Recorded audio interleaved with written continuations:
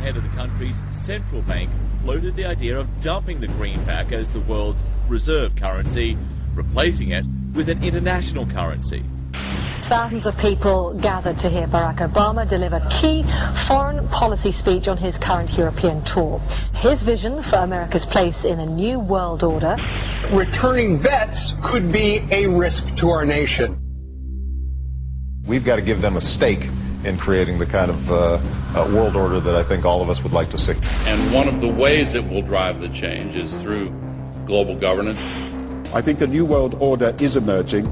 This is a hoax and a scam which is designed to transfer wealth and power from the private sector to the government sector and from the government of the United States to a world government.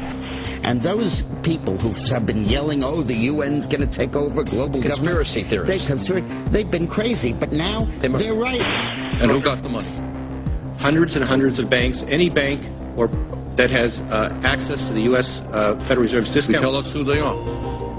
No. You know, financial terrorism. They have the ability to tweak the knob. I am proposing that the Federal Reserve be granted new authority. The ultimate goal of the carbon tax and the cap and trade is to destroy production. This energy tax is the largest tax increase in American history. We're actually creating a global warming police. So number one, they can come in, the federal government can come in and inspect your house and send you the bill. We're setting up a global warming Gestapo. One of the things that if you talk to our generals, they are desperate for is a civilian counterpart to our military forces. I am fierce. And this is what I wear. Senator Barack Obama's presidential campaign is asking Missouri law enforcement to target anyone who lies or runs a misleading television ad. I've now been in 57 states. I think one left to go. The president, when he was in Europe last week, he met with the King of Saudi Arabia. He appeared to bow. President Obama today proposed something new, something called prolonged detention. Pre-crime is where people are arrested and incarcerated to prevent crimes that they have not yet committed.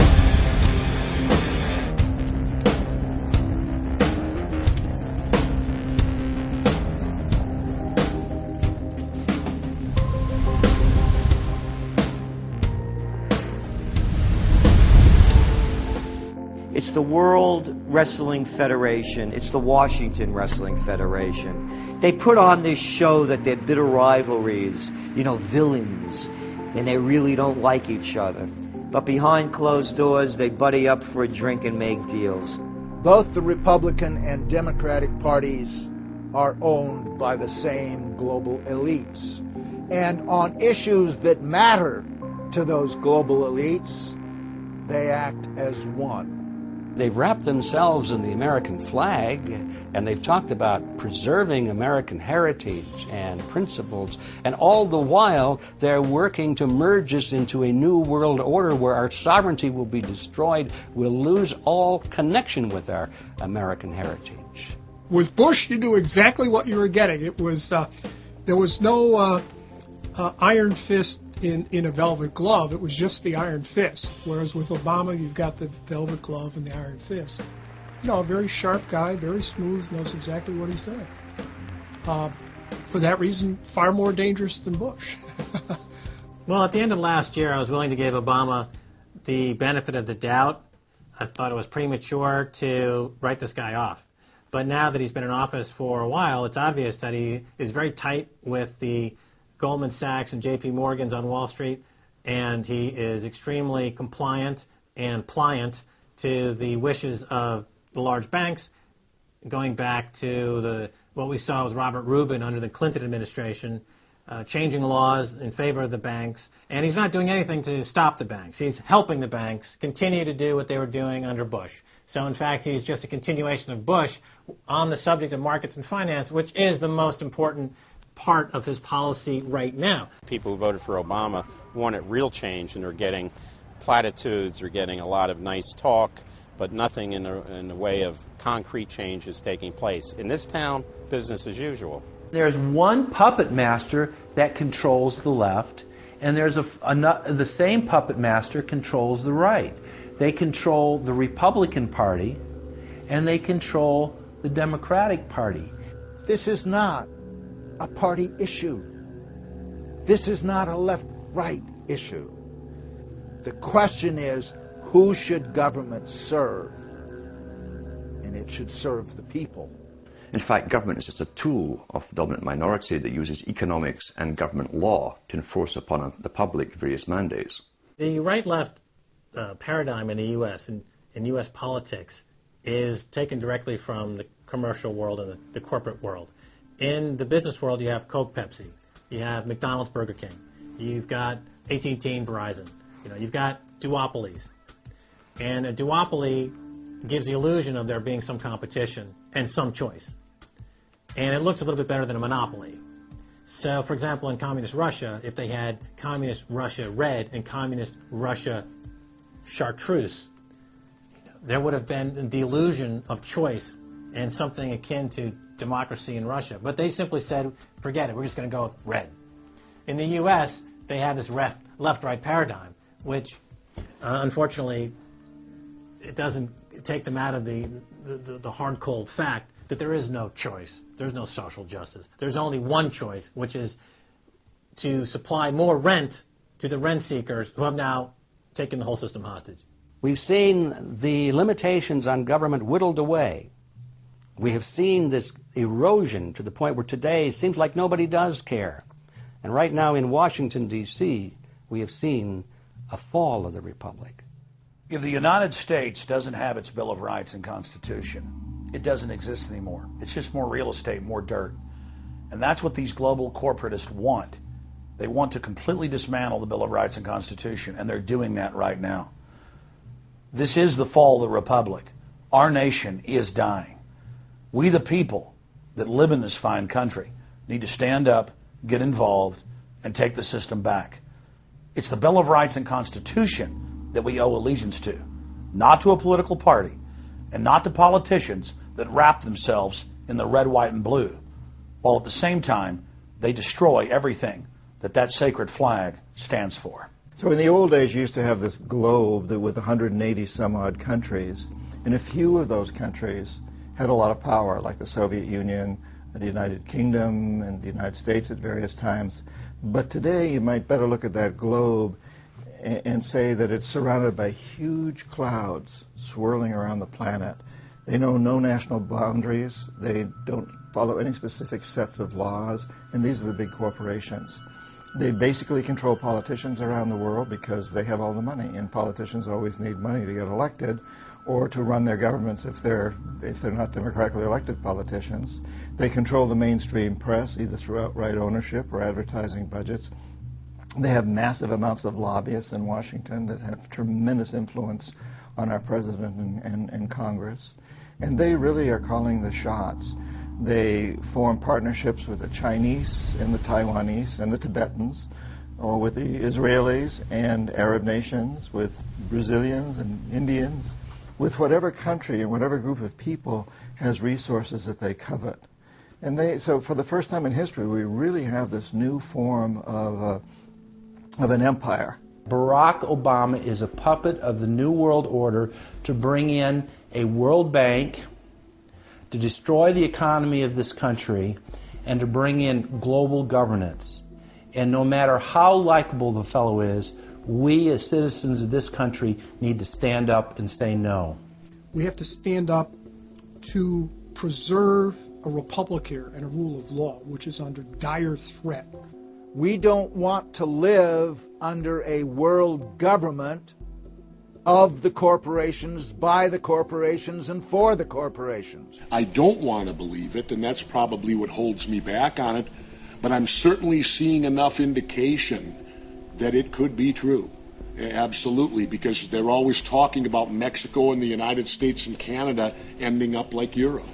And there's things done politically that seem to take us in that direction. And so I think it's incumbent upon all of us as American citizens to pay attention. This move to world government is not about roses and happiness and peace and a better life. It's about enslavement. They said in their own writings, from the earliest times to the present, the world they're bringing in is to be a world where everyone who is born, or would be allowed to be born to serve the state. That would be their sole function. That's if they had a job for you to fulfill or a need for you.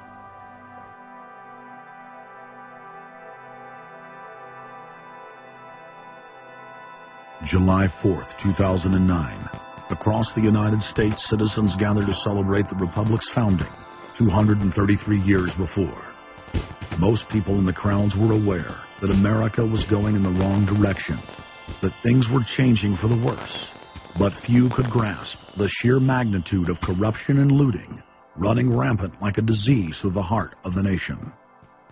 The engine of America's greatness is not just its liberties, but the people's willingness to fight to keep them.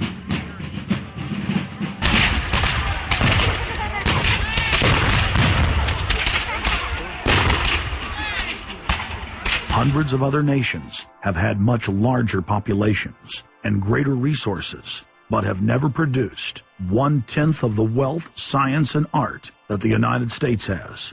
Why?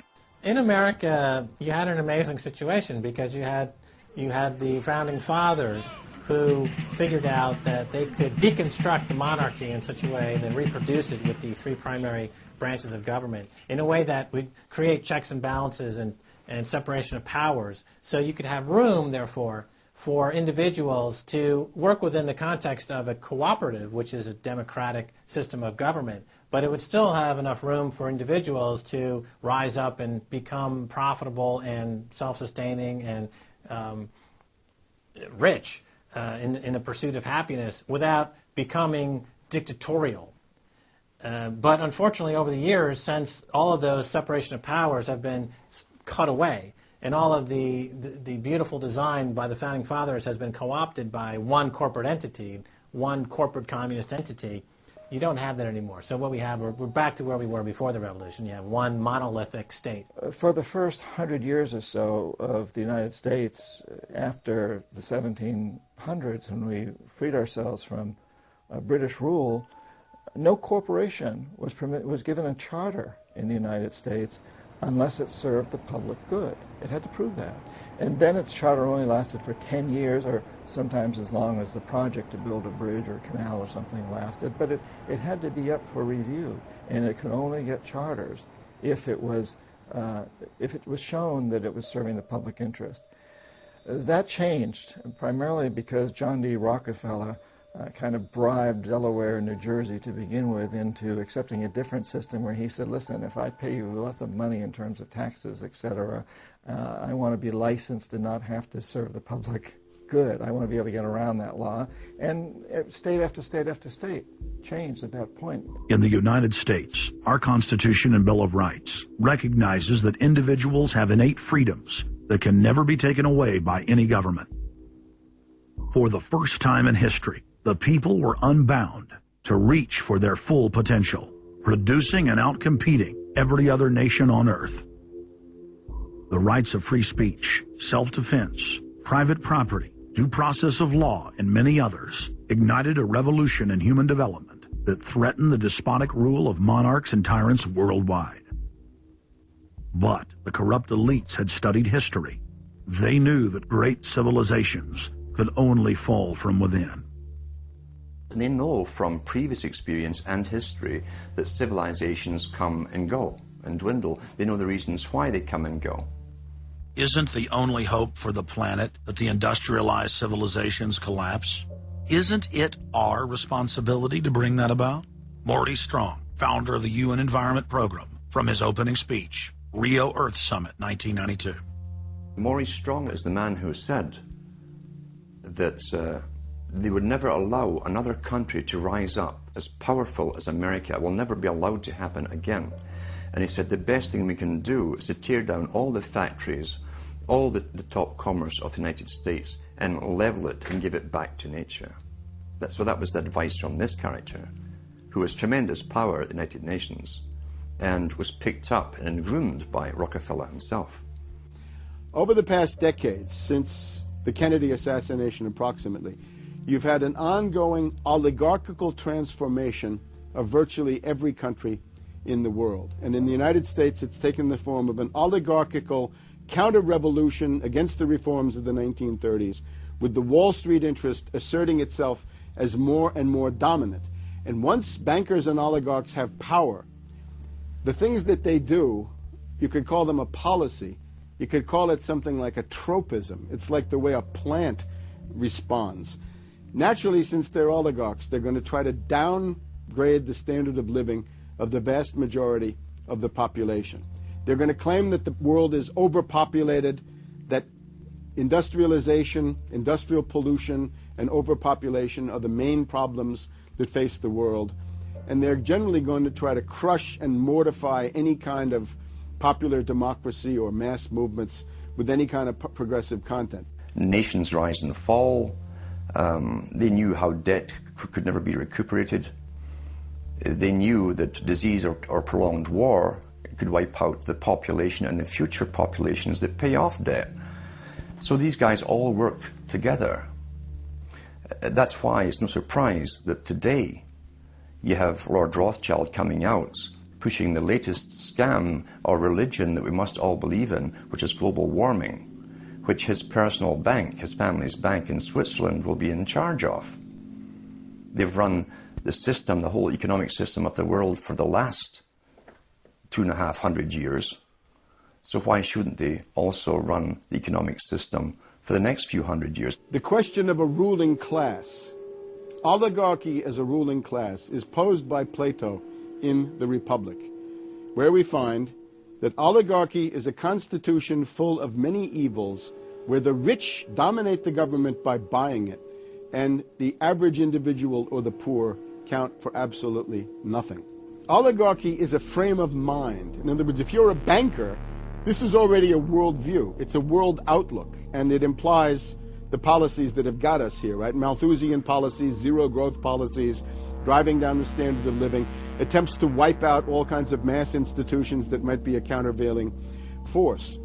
This is a scientific dictatorship, which Bertrand Russell said, and the Huxleys said, both Aldous and Julian Huxley said they would bring in the scientifically controlled society. It's not just family planning, which really means abortion and so on. It's global planning, which is literally sterilization and abortion worldwide for the ideal reduced society, and not just across the board, through genetics, through the Genome Project, through the constant IQ testing. Globalization has economically destroyed the world. You've got at least 40 to 50,000 people who die every day worldwide from starvation, malnutrition, and diseases which can be cured for pennies, such as diarrhea. And if you ask one of these Malthusian oligarchs, don't you think that something should be done to raise the standard of living in Africa or South Asia? They'll say, no, we can't do that. That would wound the planet. That would oppress Mother Earth. So that's oligarchy. Class consciousness in this sense is absolutely essential. If you think that bankers are the same as you, you're wrong. F. Scott Fitzgerald once told Hemingway, you know, the rich are different from us. And Hemingway said, yeah, they have more money. And F. Scott Fitzgerald replied, no, it's something much deeper. It's a whole different world. To be an oligarch, to be a Rockefeller or something of this sort, means that you're in a completely different world with values which are the reverse of human values. Now, if you allow the oligarchs to continue to dominate, the destruction of world civilization is a matter of a few decades at the very, very most. So, choose. To force their agenda through, the elites are employing one of their favorite tools, artificial crisis creation, also known as the Hegelian dialectic of problem-reaction-solution. You never want a serious crisis to go to waste. And what I mean by that, it's an opportunity to do things that you think you could not do before. The Earth's ruling elite are first and foremost monopoly men. The founder of the Rockefeller clan summed it up simply when he said, competition is a sin. Rockefeller himself said that competition was a sin. And people quipped at that, thinking it was one of his little jokes. He made many jokes about saving pennies and stuff like this. But in reality, he was telling you a truth, that competition to a man like him, who worked for a much larger organization, competition truly was a sin. And The cartels have been formed ever since, have become much bigger, more powerful. Cartels which can literally command governments, sometimes to go to war on their behalf, have occurred. The economic crash of 2008 and 2009 was an engineered crisis designed to cripple sovereign nations globally to make way for a world currency and a new bank of the world. China's holding, what, 1.5 trillion worth. All over the world, they're holding U.S. currencies. They want to get out of them in a way where they're not going to lose on their investments. There's going to be a world currency. There's going to be a new reserve currency. They're going to push it through the IMF. That's going to be the banksters that are going to be in charge of it. It's going to happen, and it's going to happen sooner rather than later. There was also a question to Geithner. Do you think that the U.S. dollar ought to be replaced? And he blew it. He had a moment of candor where he said, yeah, we're considering that. So on that day, the dollar went down 1% within a couple of minutes. Chinese government proposal about a global currency and about the IMF regulations, the new IMF idea about the general agreements to borrow and having a faster ability to disperse to the emerging markets. As I understand this proposal, it's a proposal designed to increase the use of the IMF's special drawing rights. And we're actually quite open to that suggestion. Timothy Geithner's comment about the global currency is not off the table because it's not off the table and it's going to come. The whole world is ready to bail out of bucks. They just want to do it in a way where they're not going to lose on their investments. That's all that's going on. All the people around the world, the Japanese who have $1 trillion, the Chinese who have $1 trillion, the Saudis have $1 trillion, the Europeans something similar, they're all going to dump it at the same time. The rush for the exits. And that will then create hyperinflation. When America finishes supplying the manpower and the military for standardization of the world into the one system, and they want a secular world society with a hint of greening and Gia worship for sustainability reasons. America, as they're finishing off this agenda, they'll be pulling the rug from underneath Americans at home at the same time towards the latter stages. When the dollar starts to slide, and this was always the nightmare of Paul Adolph Volcker, who is now sitting in the Obama White House, once the dollar starts to go, there's nothing to stop it. There's no useful way that you can stop it once it begins to gather momentum. So I think we're facing the probability of some form of dollar panic combined with hyperinflation sometime during the Obama presidency. They're now pulling the rug away from under the feet of the people. They're becoming rapidly a non-manufacturing country. Any country that can't manufacture its own goods, even for self-defense, therefore is no longer sovereign, independent, and able to sustain itself, which tells you that this is all part of the plan. It started with the very beginning when you established that there was a Federal Reserve System given the power of the state to create money out of nothing and to do so without any regard to the will of the people, without any regard to what's behind the money system. In other words, strictly political and economic motives for the bankers and the politicians. Once you granted that power to a group, the Federal Reserve System, the economic crisis was inevitable. This has happened before. Every time in history when the government was given the power, or a group of banks in conjunction with the government was given the power to expand the money supply at will, those economic systems always wound up in crisis and always collapsed.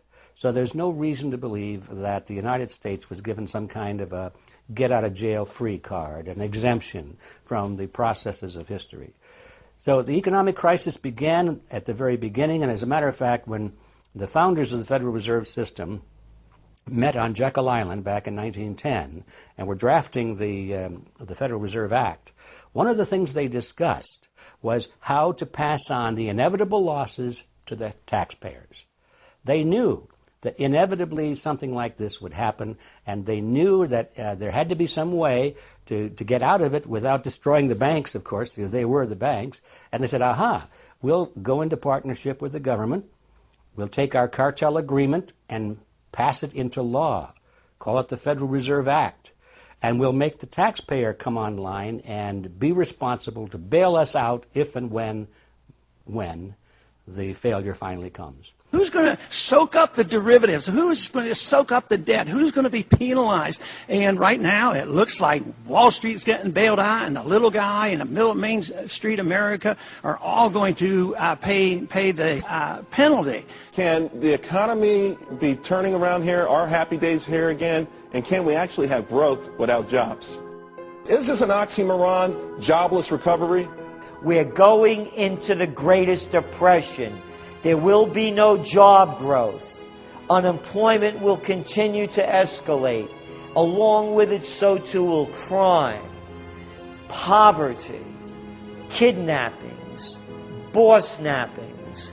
And the more things spin out of control, the harder the hammer is going to come down by the federal government to keep everyone in control. Power is much, much more important to them than money is. Money is only a way to the means. Power is the end result. The elite's main goal is to destroy national sovereignty and individual independence. To consolidate their grip on power, the banksters create artificial debt bubbles that are mathematically impossible to pay back. These are those sinister, toxic assets, the complex financial instruments that they talk about but never really name. They're paper based on paper. They're credit default swaps, collateralized debt obligations, mortgage-backed securities, asset-backed securities, structured investment vehicles, auction rate securities, and so on down the line. It's an immense mass of cancerous, fictitious, speculative paper, bloated in value, impossible to bail out. Triage the derivatives on their books. There's no way to bail out a $1.5 quadrillion black hole of derivatives, but nevertheless they tried. The Wall Street cronies are crooks. If you leave the vault to the bank open, these people are going to help themselves. The job of the government is to make sure there's somebody there to make sure the vault is closed, and very few people have the combination.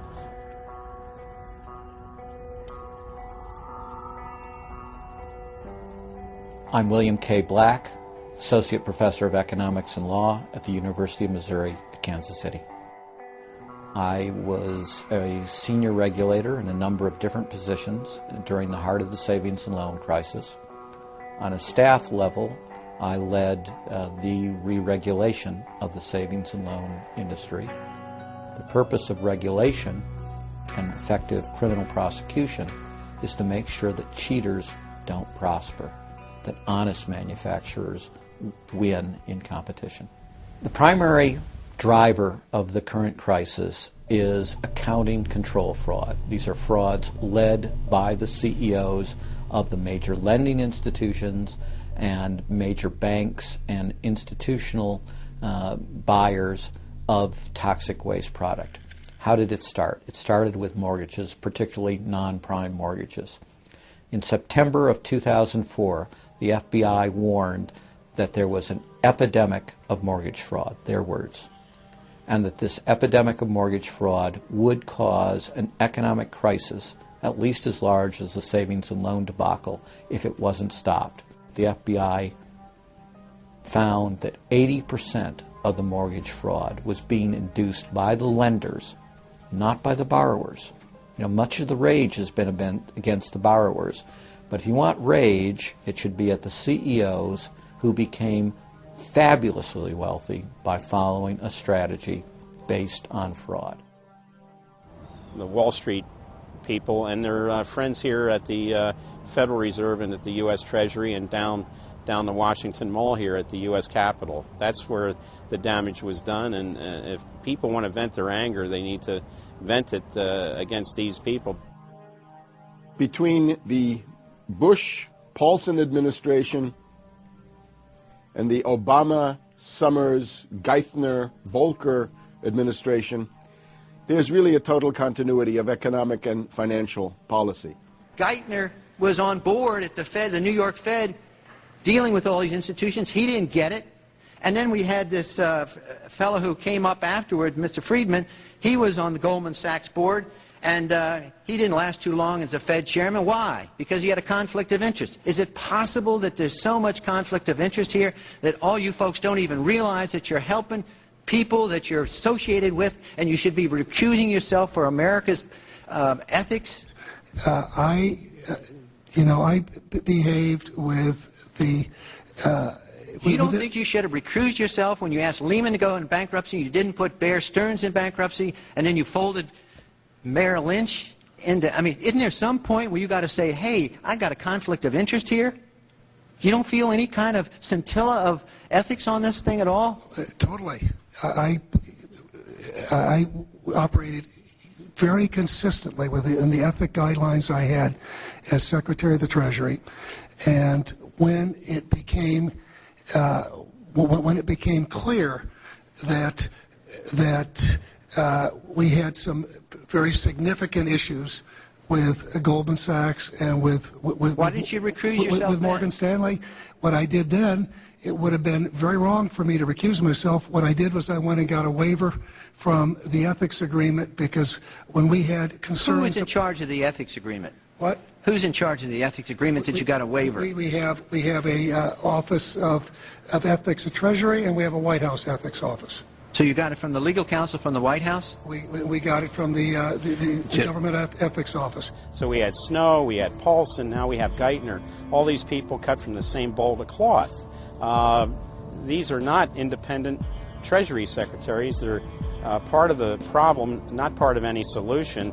And it would have been nice to see President Obama effect some change in Treasury, but of course, he went and got a Wall Street insider as his Treasury Secretary.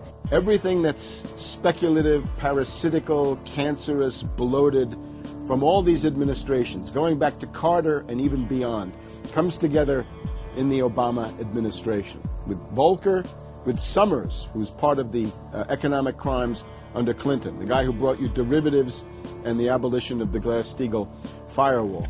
You could not have gotten a more perfect setup for a takeover from a previous government, the Bush regime, than the Obama regime. Now, there are some authors out there already saying that it's the same bunch, and it's true. It's the same bankers who put the same boys forward. Obama, far from helping the public and giving them something new or giving them more power and say over their own affairs, has actually sided immediately with the bankers who once again have robbed the public blind, and now they must get bailed out by your tax money. Obama does it all with left cover. He makes you think that he's somehow different from Bush, that this is somehow benevolent, that he cares about the poor. And in reality, this is the cruelest hoax and the most bogus sham. Obama is 1,000% devoted to Wall Street interests.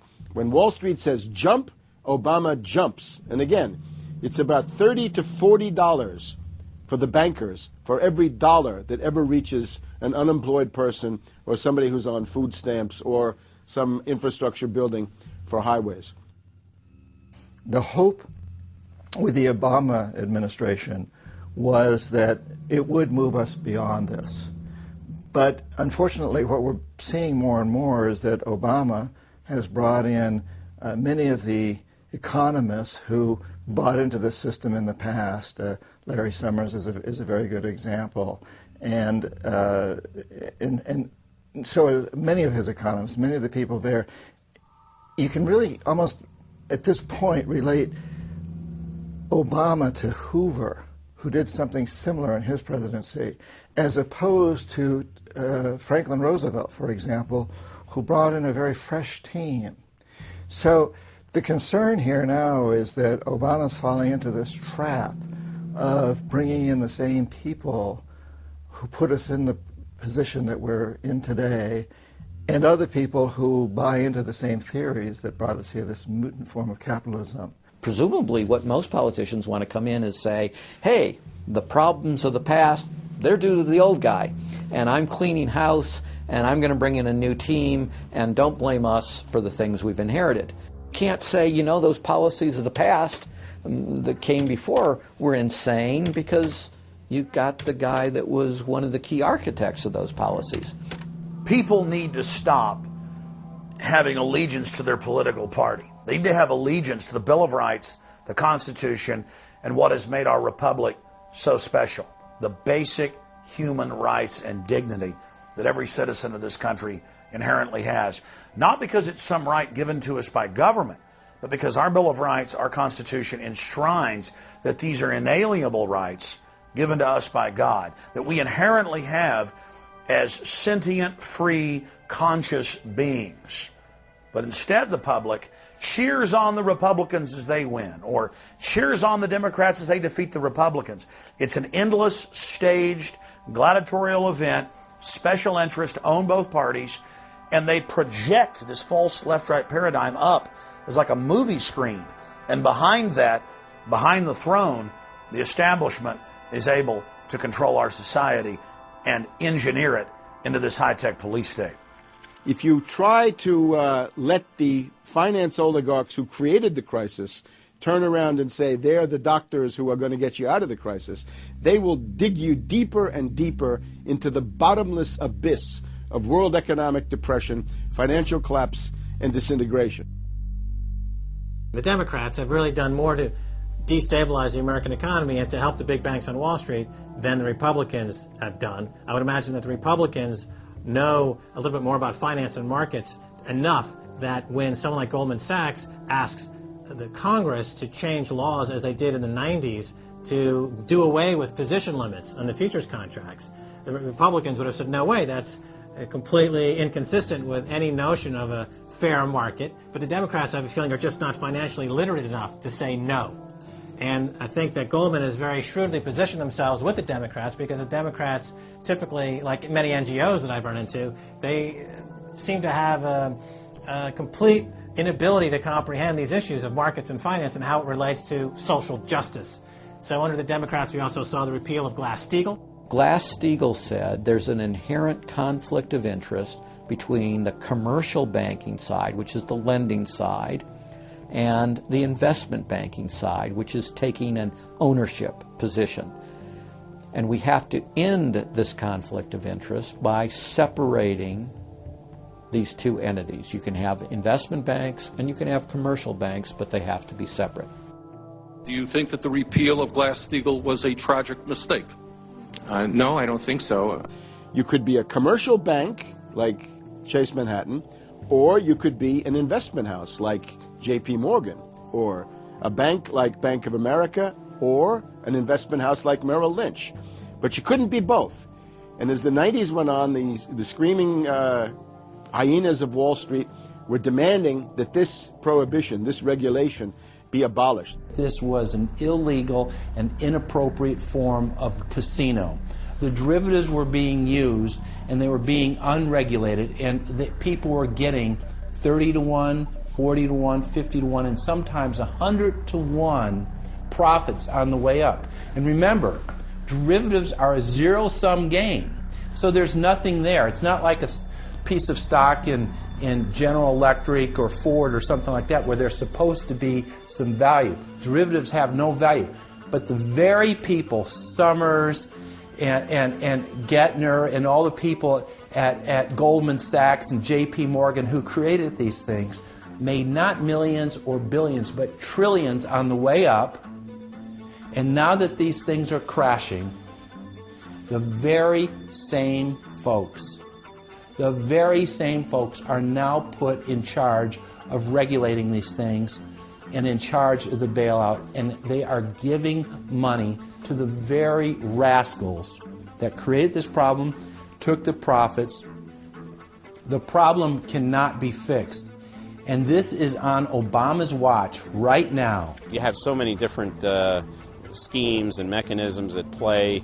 It's sort of like after there's a blackout, people in some parts of the country have been known to loot the local stores. They go in, they grab the televisions, and they grab the stereos. And basically that's what the Wall Street gang has done. They've just engaged in this massive looting of money from their own companies and now from the U.S. Treasury. There was a lady called Brooksley Born. She was the head of the Commodity Futures Trading Commission under Clinton. And she said, look, we have these derivatives. Why don't we at least make them reportable so we know how many there are and where they are? And she writes in a biographical account, she said, I picked up the phone and Larry Summers was screaming at me that I was interfering with the wonderful inventiveness and ingenuity of Wall Street and their ability to come up with new financial products, such as these derivatives. Brooksley Born was the chair of the Commodities Future Trading Commission, CFTC, which regulates many financial derivatives. And she said there's a grave danger out there in the form of these credit default swaps. And credit default swaps are an exotic financial derivative, or moderately exotic financial derivative, that were sold on a bright, shining lie that they were supposed to make markets more efficient. In fact, they allow utterly insane gambles, and they're really great devices for accounting fraud as well. She actually says, I'm thinking of adopting this regulation. The Clinton administration goes berserk, and in particular Larry Summers, but also Rubin. Now behind Larry Summers, there's another layer. Bob Rubin of Goldman Sachs, the Clinton administration, and Citibank. And he also thought that derivatives were a wonderful thing for the U.S. economy, and he made sure that they were never regulated. Also, we can't forget Alan Greenspan over at the Federal Reserve. Now, you look at Summers, he is sitting in the White House today, making policy for Obama. Summers tells Obama what to do. Summers tells Geithner what to do. He's also got some of his hatchet people in the administration. Mary Shapiro runs the Securities and Exchange Commission. She refuses to ban naked short selling and other market manipulations. You've also got another guy called Gensler over at the Commodity Futures Trading Commission today. He is an acolyte and a supporter of the derivatives bubble. We made the new CFTC chair a guy who had helped to kill Brooksley Born's reform initiatives. And we just did this under the Obama administration.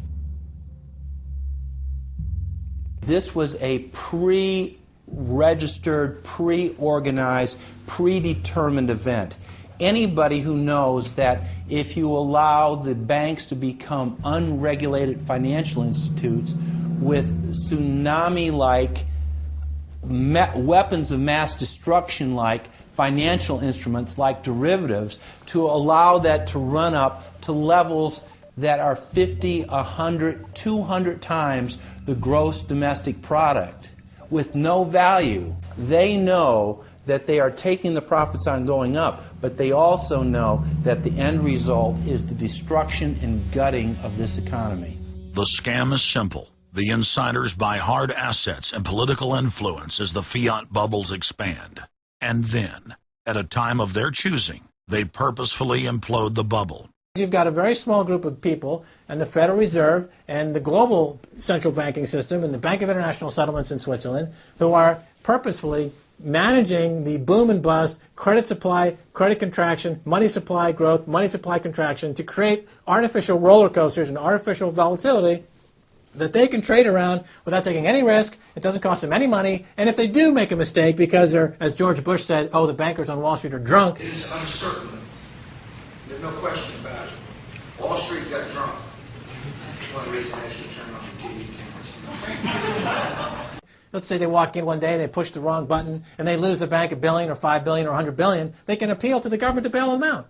It's totally asymmetric relationship between bankers and the rest of the economy. If they make a mistake, they get bailed out. If everyone else makes a mistake, they get put in jail, called a terrorist, and we never hear from them again. But it's a more sophisticated form of slavery, and we're going through it today. We see the taxation is going up all the time with the supposed crash of the banks that was not a happening out of the blue. It was set up for this time. They could have kept it going for another few years if it suited them, and then crashed all the bubbles. But now is the time. As they say in their own writings, now is the time. One of the great benefits of an economic model from an economist standpoint is you can basically get whatever results you want. You can manipulate the inputs to make that happen. And that makes it a very easy tool to use to hoodwink other people. These manufactured, these engineered financial catastrophes are the result of a central banking system that has the ability to add and subtract credit, add and subtract dollars and money at will to create this roller coaster effect. Because unlike most people, the banks are able to make profits as easily on the way down as they can on the way up in any given situation. Volatility is great for banks and professionals. Volatility is not great for the most average people. Their operatives in government and media then hold the economy hostage by issuing the ultimatum: give us unlimited bailout money or the economy dies. What's being used is what I call, to try to get the money, is what I call the suicide threat, where, you know, if anybody has ever seen the movie Blazing Saddle, the sheriff is surrounded by hostile town folks. He takes out his gun, points it at his head and says, you know, don't move or I'll shoot. Well, that's what the big banks are saying. You know, give us unlimited cash or we'll die. And if we die, you'll die, because we're too big to fail. It is a false flag attack because Hank Paulson will get up in front of Congress and say, we need $700 billion because that thing, that existential threat, the market is attacking us and we need this handout to fight Mr. Market. Mr. Market is out there. We need to fight Mr. Market. It's an existential threat. Meanwhile, he is Mr. Market. He's the one causing the problem. We had Paulson, a representative of Goldman Sachs who happened to be running the U.S. Treasury, came forward with a hysterical briefing for the Congress saying, we, the Wall Street bankers, demand $700 billion in bailouts. So they say, yes, we'll give you all the money you need. Well, you know, these are arsonists. Paulson, Tim Geithner, Bernanke, they're arsonists. They're asking for more matches. And the Congress is saying, who do we make the check out to? Who do we send these matches to? Who do we send the matches to? Is a ton of matches enough? Can we send you some gasoline to go with those matches? They're like, yes, please. Don't change our management. Don't pay us what assets are worth. Pay us way more than what our assets are really worth. Don't make us use honest accounting. Allow us to lie. We've just, under congressional pressure, changed the accounting rules for the express purpose of making sure that the big banks don't have to report honest losses. The only way they can pass this bill is by creating and sustaining a panic atmosphere.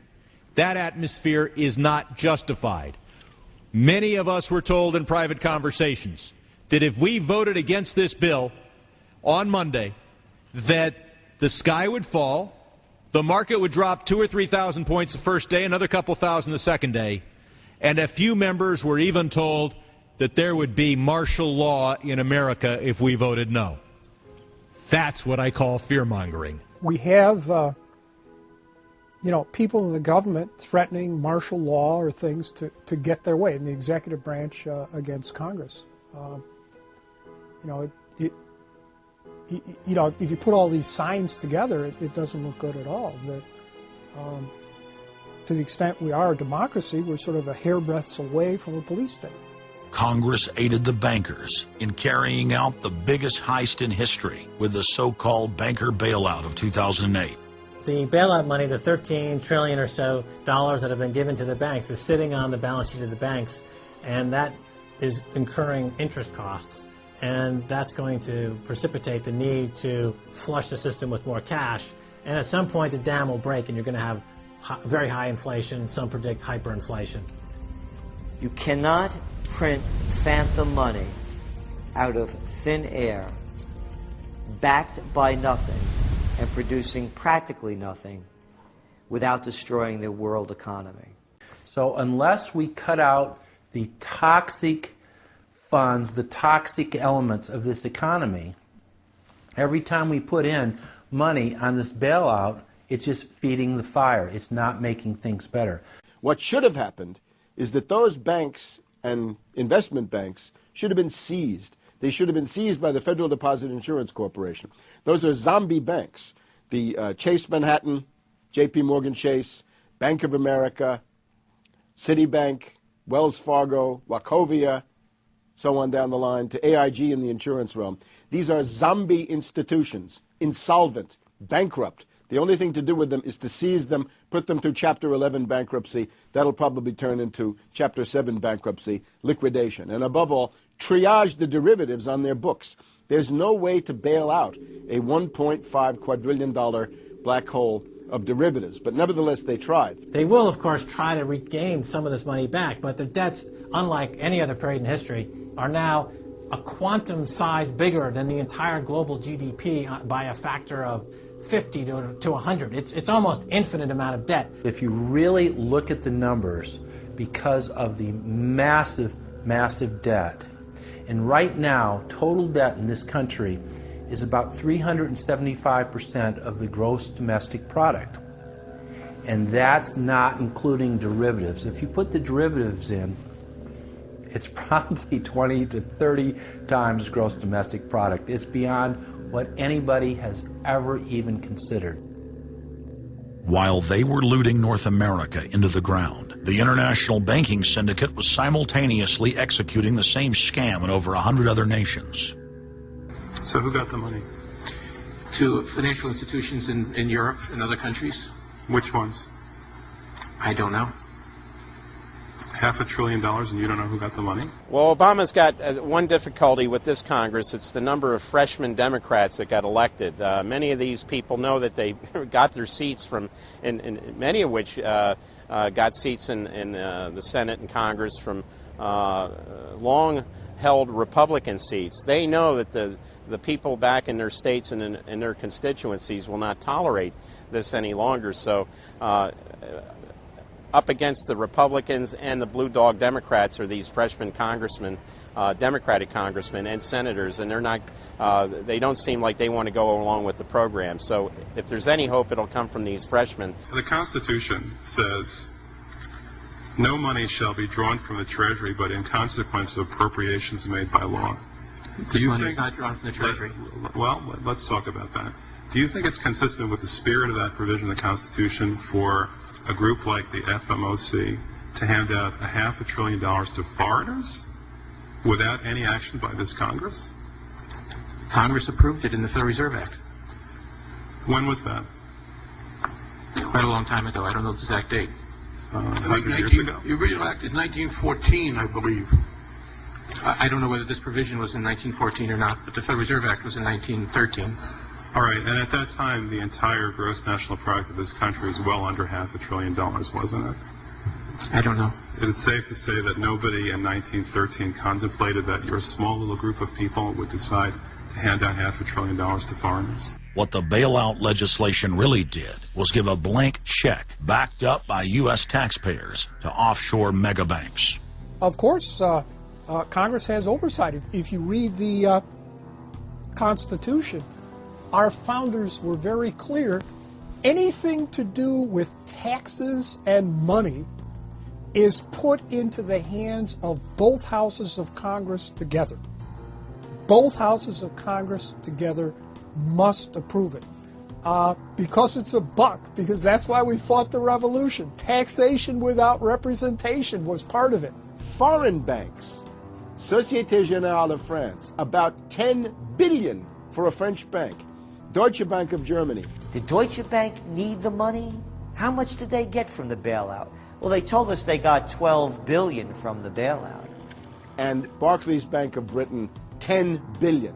So you're up to almost $50 billion to bail out a series of foreign banks that were derivatives counterparties of AIG, plus Goldman Sachs.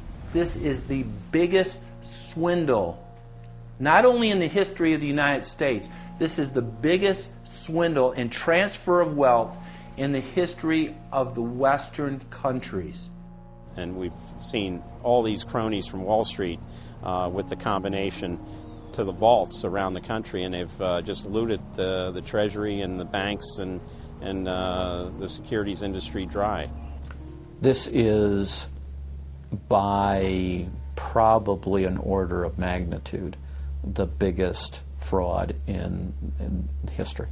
Over the next 10 months, $23.7 trillion was stolen from the U.S. Treasury. The gentleman from North Carolina, Mr. McHenry. Thank you, Mr. Chairman. And the tune of $23.7 trillion worth of taxpayer exposure for the bailouts is quite striking. The calculation right now is that with Obama, we've got $24 trillion as a line of credit available only to Wall Street banks, insurance companies, credit cards, mutual fund companies, and others, but only financial institutions. $24 trillion of money from the Federal Reserve, from the Federal Deposit Insurance Corporation, and from the Treasury in the form of the bailout of October 2008. The Federal Reserve, the private holding company for the offshore banks, arrogantly told Congress and the American people that it was none of their business what the private banks did with the people's money. One very interesting exchange. Senator Bernie Sanders of Vermont asking Bernanke, we have given upwards of $2 trillion to various financial institutions. You've got to tell me, where did the money go? And Bernanke simply stonewalls and says, I won't tell you. And who got the money? Hundreds and hundreds of banks. Any bank or that has access to the U.S. Federal Reserve's discount. You tell us who they are. No. Do you have to be a large, greedy, reckless financial institution to apply for these monies? There is no subsidy. There is no capital involved. There is no gift involved. It is a collateralized, short-term liquid loan that is both over-collateralized and is recourse to the company itself. We have never lost a penny doing it. And how can other institutions get those loans as well? According to the law, we are supposed to be lending to depository institutions. Let me just say this, Mr. Chairman. I have a hard time understanding how you have put $2.2 trillion at risk without making those names available, those institutions public. And we're going to introduce legislation today, by the way, to demand that you do that. It is unacceptable to me that that goes on. Behind me, the Federal Reserve is probably the least transparent agency in the federal government. One could even argue that the Central Intelligence Agency is more transparent than the Federal Reserve. The fact is that the American people want to know more of the secrets of the temple, as the book was before you were born, The Secrets of the Temple. The Fed, as you know, is just a monopoly by the bankers. This is simply putting the foxes in charge of the hen house. Personally, I'd be in favor of Congress just nationalizing the Fed and getting the bankers out of there. They're just stealing from the American people. Put it directly in the hands of Congress and let Congress decide, rather than this cabal of bankers deciding their own rates of profit at the expense of the American people. Since the Federal Reserve's creation in 1913, patriots have labored tirelessly to alert the American people to the true nature of the Federal Reserve. Throughout its 90-plus year history, most Americans falsely believed that the Federal Reserve was a government agency. But today, scientific opinion polls show that the vast majority of the public is aware of the fact that the Federal Reserve is a front company for an offshore private banking cartel that dominates not just the United States, but almost every other nation on Earth. It's never been written about in any book that I've found as to who gave these guys the authority or permission to be the international bankers for the world. Why would you even need international bankers? Why would any government agree to use them? Why would you need to use them? Why can't any country create its own money? It tells you there was already an existing superstructure already in existence maybe 200-300 years ago, to give these guys permission to somehow be the overlords of all money for all countries. Polls also reveal that 75% of Americans demand a public audit of the secretive organization. By the summer of 2009, Congressman Ron Paul's bill to audit the Fed had gained more than 280 sponsors in the House. But the private Fed's high-powered lobbyists were able to block a vote on the bill in the Senate. That only piqued the public's interest. I have another amendment. I have been informed that the majority plans to block consideration of this amendment, which is number 1367, regarding the transparency at the Federal Reserve. Madam President, I'd like to call up Amendment 1367. Without objection, the clerk will report. The Senator from South Carolina, Mr. DeMint, proposes amendment number 1367. Senator from Nebraska. I make a point of order against the DeMint amendment that it's legislation on appropriations. Madam President? The point of order is well taken. The amendment. I regret the objection. The amendment falls.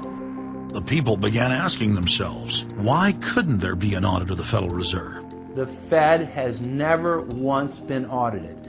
In the whole period of time, in the almost 90 some odd years that the Fed has been around, the most powerful agency and independent agency, it has never once been audited. This is an absolute crime against the freedoms of this country. Do you think it would cause problems for the Fed or for the economy if that legislation was to pass? My concern about the legislation is that if the GAO is auditing not only the operational aspects of our programs and the details of the programs, but is making judgments about our policy decisions, that would effectively be a takeover of monetary policy by the Congress. Is that your position, that this bill, if it were to be passed, would interfere directly with interest rates, setting interest rates? If we were to raise interest rates at a meeting and someone in the Congress didn't like that and said, I want the GAO to audit that decision, wouldn't that be viewed as an interference? I wouldn't think so. This is just reviewing it, and you can do what you want. The Federal Reserve has never been subjected to an outside audit. And if you audit them, it's very likely that Greenspan, Bernanke, and Volcker might all go to jail. It was announced earlier today, that there will be a hearing on H.R. 1207, the bill to audit the Federal Reserve Bank. This will be the first independent audit in the Federal Reserve's 96-year history, and it's long overdue. Months ago, I asked the Vice Chairman of the Federal Reserve who received the $1 trillion in funds that the Federal Reserve has handed out to domestic institutions. He said, I'm not going to tell you. And then more recently, the Chairman of the Federal Reserve, I asked him who receives the $500 billion, we're talking about $500 billion, that the Federal Reserve handed over to foreign central banks. Who did they disseminate that money to? And he said, I don't know. $500 billion, and he doesn't know. It's long overdue. We need to audit the Federal Reserve, and I'm happy to say that we're going to have a hearing on that very soon. The only way, really, America can get out of the current mess is you've got to shut the Fed down completely, get rid of the Fed.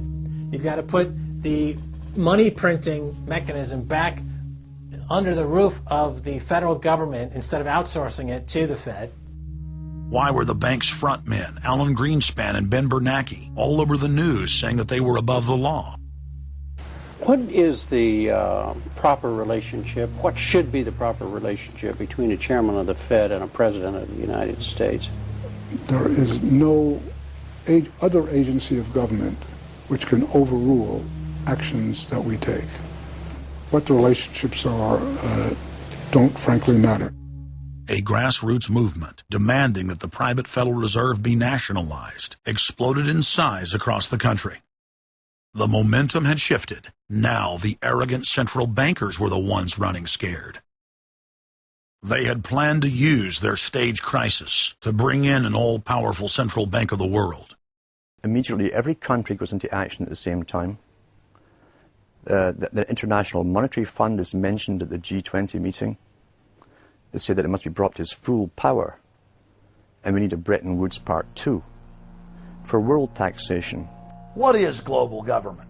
For decades, the media denied it existed. But now they're saying, oh yes, there's going to be a global government, a new bank of the world, and we're going to pay our carbon taxes to it. What is it? It's nothing more than a private, hostile, corporate takeover of every sovereign nation on earth. And then when you look at the philosophy of these global corporate chieftains, it is one of domination of the poor, domination of the population. It is a view that human life just isn't cheap. No, human life is a negative. And so no matter what they do, they have the rationale that it's in the greater interest to get rid of more human lives. They are so arrogant and they're so sure of themselves, they're saying, yes, we created the European Union, we created the Euro, and these are from the people of the Bilderberg. We are going to create a world bank. We're going to create a world government. They're saying it out loud and clearly.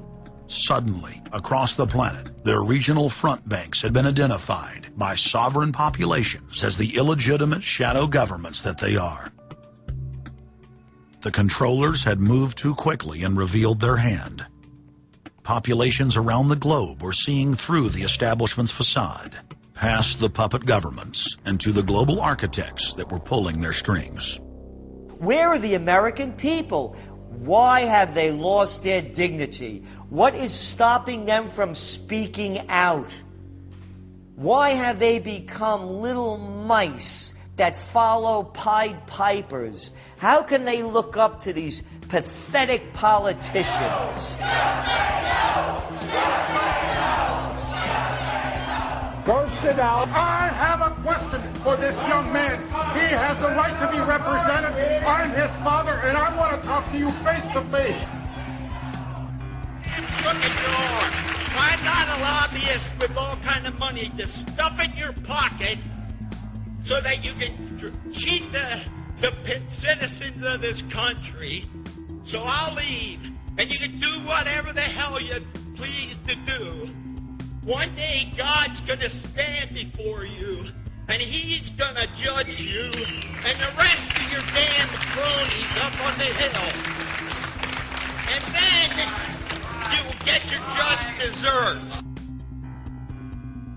As the public begins to awaken to the fact that Barack Obama has cold-bloodedly betrayed the pledges he made to the American people, the establishment media and Democratic leaders have invoked the tactic of divide and conquer.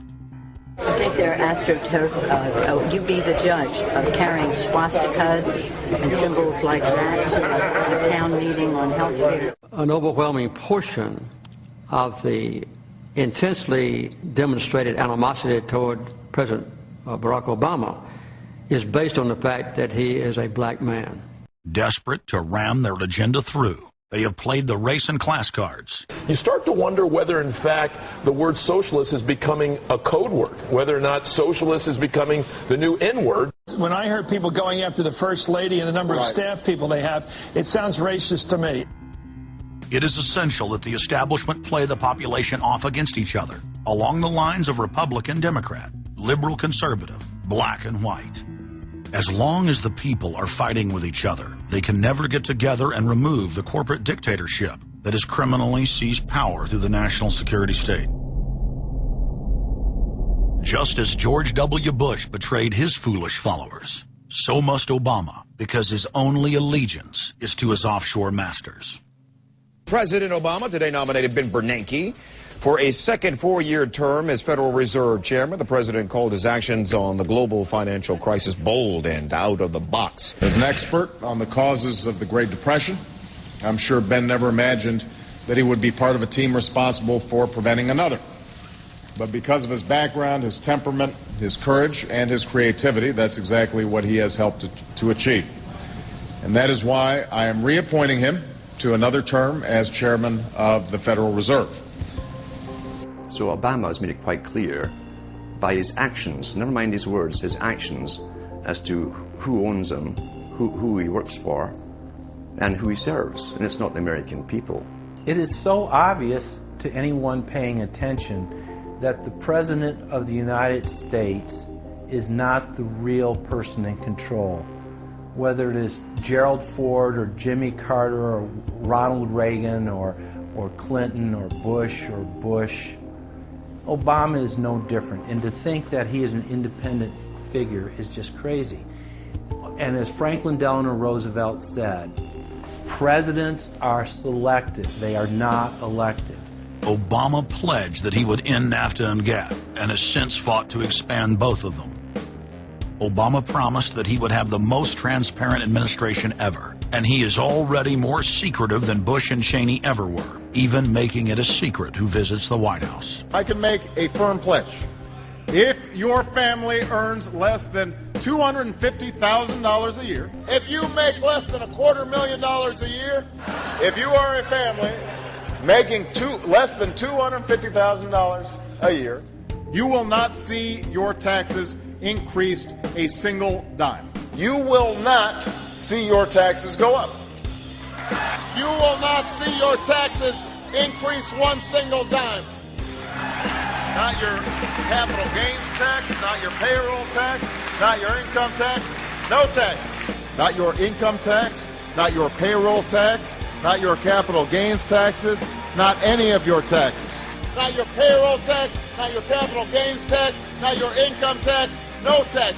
Your taxes will not go up, because the last thing you need is higher taxes when we're in a recession like this, and you won't get one under an Obama administration. Obama made the centerpiece of his campaign the pledge that taxes would not be raised on anyone making under $125,000 a year.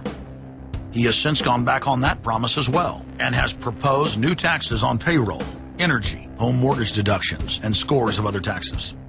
He made a pledge. He said, I'm not going to raise taxes on anyone making under $250,000. Is that pledge still active? We are going to let the process work its way through it. So it's not. So it's not. So it's not. We're going to let the process work its way through it. All right? The Senate is looking especially at this issue of capping the deductions for health care that employers and employees now get. That would be an tax increase for many families earning under $250,000, but the president said he was open to it, so that means that the tax pledge he made back in September is no longer operative? Obama said he was going to abolish the Patriot Act. He now vigorously defends it. We saw the same type of flip-flop when it came to warrantless wiretapping of the American people. Look what Obama's done with wiretapping, surveillance. He's brought it to heights even beyond what George Bush, the disgusting levels that he brought it to. So we have more surveillance. Now they're talking about, what is it called, Cybercom, the new Pentagon secret cyber society that's going to be watching over us to get those terrorists. We got to get those terrorists. So now they'll be invading our privacy even more. So, I mean, it really almost makes you ask the question, would it have been better if we never invented the internet and had to use paper and pencil or whatever? Now Obama is setting up the Cybersecurity Command, which the government admits completely ends the Fourth Amendment and allows President Obama to shut off the internet in the United States whenever he wishes. Indeed, in today's world, acts of terror could come not only from a few extremists in suicide vests, but from a few keystrokes on the computer, a weapon of mass disruption. As part of the new single national security staff announced this week, I'm creating a new office here at the White House that will be led by the cybersecurity coordinator. This new control grid is administered by the Pentagon. They just want to keep tabs on us. So we're turning into a surveillance, wiretapped government state. The government is taking more and more control over our lives. I can stand here today as President of the United States and say without exception or equivocation that we do not torture. Obama made a show of investigating torture, but has ignored the Army's own detailed investigative reports, which name the torturers that the White House memos document were following the directives of Bush and Cheney, the men who are most guilty for issuing the infamous orders. Some low-level soldiers have been prosecuted for their role at Abu Ghraib, but no senior officer has been held accountable in any of these cases to date. Heidi? I know that these debates lead directly, in some cases, to a call for fuller accounting, perhaps through an independent commission. Now, I've opposed the creation of such a commission. Next, Obama expanded Bush's doctrine of indefinite detention of foreigners without trial to holding citizens without evidence indefinitely, without ever even committing a crime. President Obama today proposed something new, something called prolonged detention. Pre-crime is where people are arrested and incarcerated to prevent crimes that they have not yet committed. Barack H. Obama, who ran as an anti-war candidate, has continued the war in Iraq, massively expanded the war in Afghanistan, and unleashed a new conflict in Pakistan. Now Obama is promoting the biggest defense budget in history, dwarfing George Bush's war machine. What George Bush has been trying to do as part of his effort to accumulate more power in the presidency is he's been saying, well, I can basically change what Congress passed by attaching a letter saying, I don't agree with this part or I don't agree with that part. I'm going to choose to interpret it this way or that way. That's not part of his power. But this is part of the whole theory of George Bush, that he can make laws as he's going along. I disagree with that. I taught the Constitution for 10 years. I believe in the Constitution, and I will obey the Constitution of the United States. We're not going to use signing statements as a way of doing an end run around Congress. All right? Obama guaranteed that once president, he would stop the unconstitutional practice of issuing signing statements, through which the executive branch illegally usurps the legislative power of Congress. Congressman Kucinich, when he introduced his 60 articles of impeachment against Bush Jr., I think one was the signing statements. The form of the resolution is as follows. A resolution, articles of impeachment of George Bush, President of the United States. Resolved, that President George W. Bush be impeached for high crimes and misdemeanors. Article 26. Announcing the intent to violate laws with signing statements, and in violation of his constitutional duty under Article 2, Section 3 of the Constitution, to take care that the laws be faithfully executed, has used signing statements to claim the right to violate acts of Congress even before he signs those acts into law. Same analysis would apply to Obama, and a fortiori because he taught constitutional law. He knows better. He's a lawyer licensed to practice law, who, as I am, who took an oath when he was licensed to uphold the Constitution and laws of the United States of America. With his signature on the spending bill also came Obama's first signing statement, a presidential declaration freeing him from following some of the bill's contents. I believe in the Constitution, and I will obey the Constitution of the United States. We're not going to use signing statements as a way of doing an end run around Congress. All right? He also promised that he would call on Congress to take at least 5 days to read new legislation before it was voted on. When there's a bill that ends up on my desk as president, you, the public, will have 5 days to look online and find out what's in it before I sign it, so that you know what your government's doing. But from his first day in power, he has aggressively pressured Congress to quickly pass bills before lawmakers and the public even have a chance to see them. Will state his parliamentary inquiry. Speaker, in order to try to figure out what we're doing, how much damage the country, I tried to get a copy of the bill. We have out here on the table 2454 that has 1,090 pages in it, but I've understood since debate in here that there's another 300 pages that were added in the middle of the night. My inquiry is, how do I get a copy of the other 300 pages that people on here on the floor hadn't had a chance to read or see?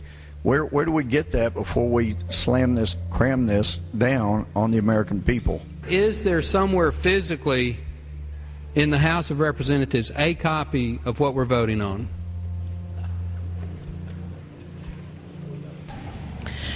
The gentleman has not stated a parliamentary inquiry that the chair can answer. Mr. Speaker, I have to say that I am outraged. Here we are getting ready to vote on a piece of legislation, and we haven't even seen 300 pieces of this legislation. No one can even find the bill or even knows where it's at. Obama swore that he would never put lobbyists or donors in his administration. Treasury Secretary Timothy Geithner appointed Mark Patterson, and this is a former top lobbyist for Goldman Sachs, as his chief of staff. And then last week there was a lot of buzz over William Lynn. He was appointed to the #2 position at the Defense Department. William Lynn, also a former top lobbyist for Raytheon, which is one of the 5 largest defense contractors. He has now broken all previous records by cramming his administration full of contributors and lobbyists who openly write legislation being proposed by the White House. There's a good reason Obama doesn't want to give the people or Congress any time to read the bills. I'm still needing a copy of the other 300 mysterious pages that we don't get to see here.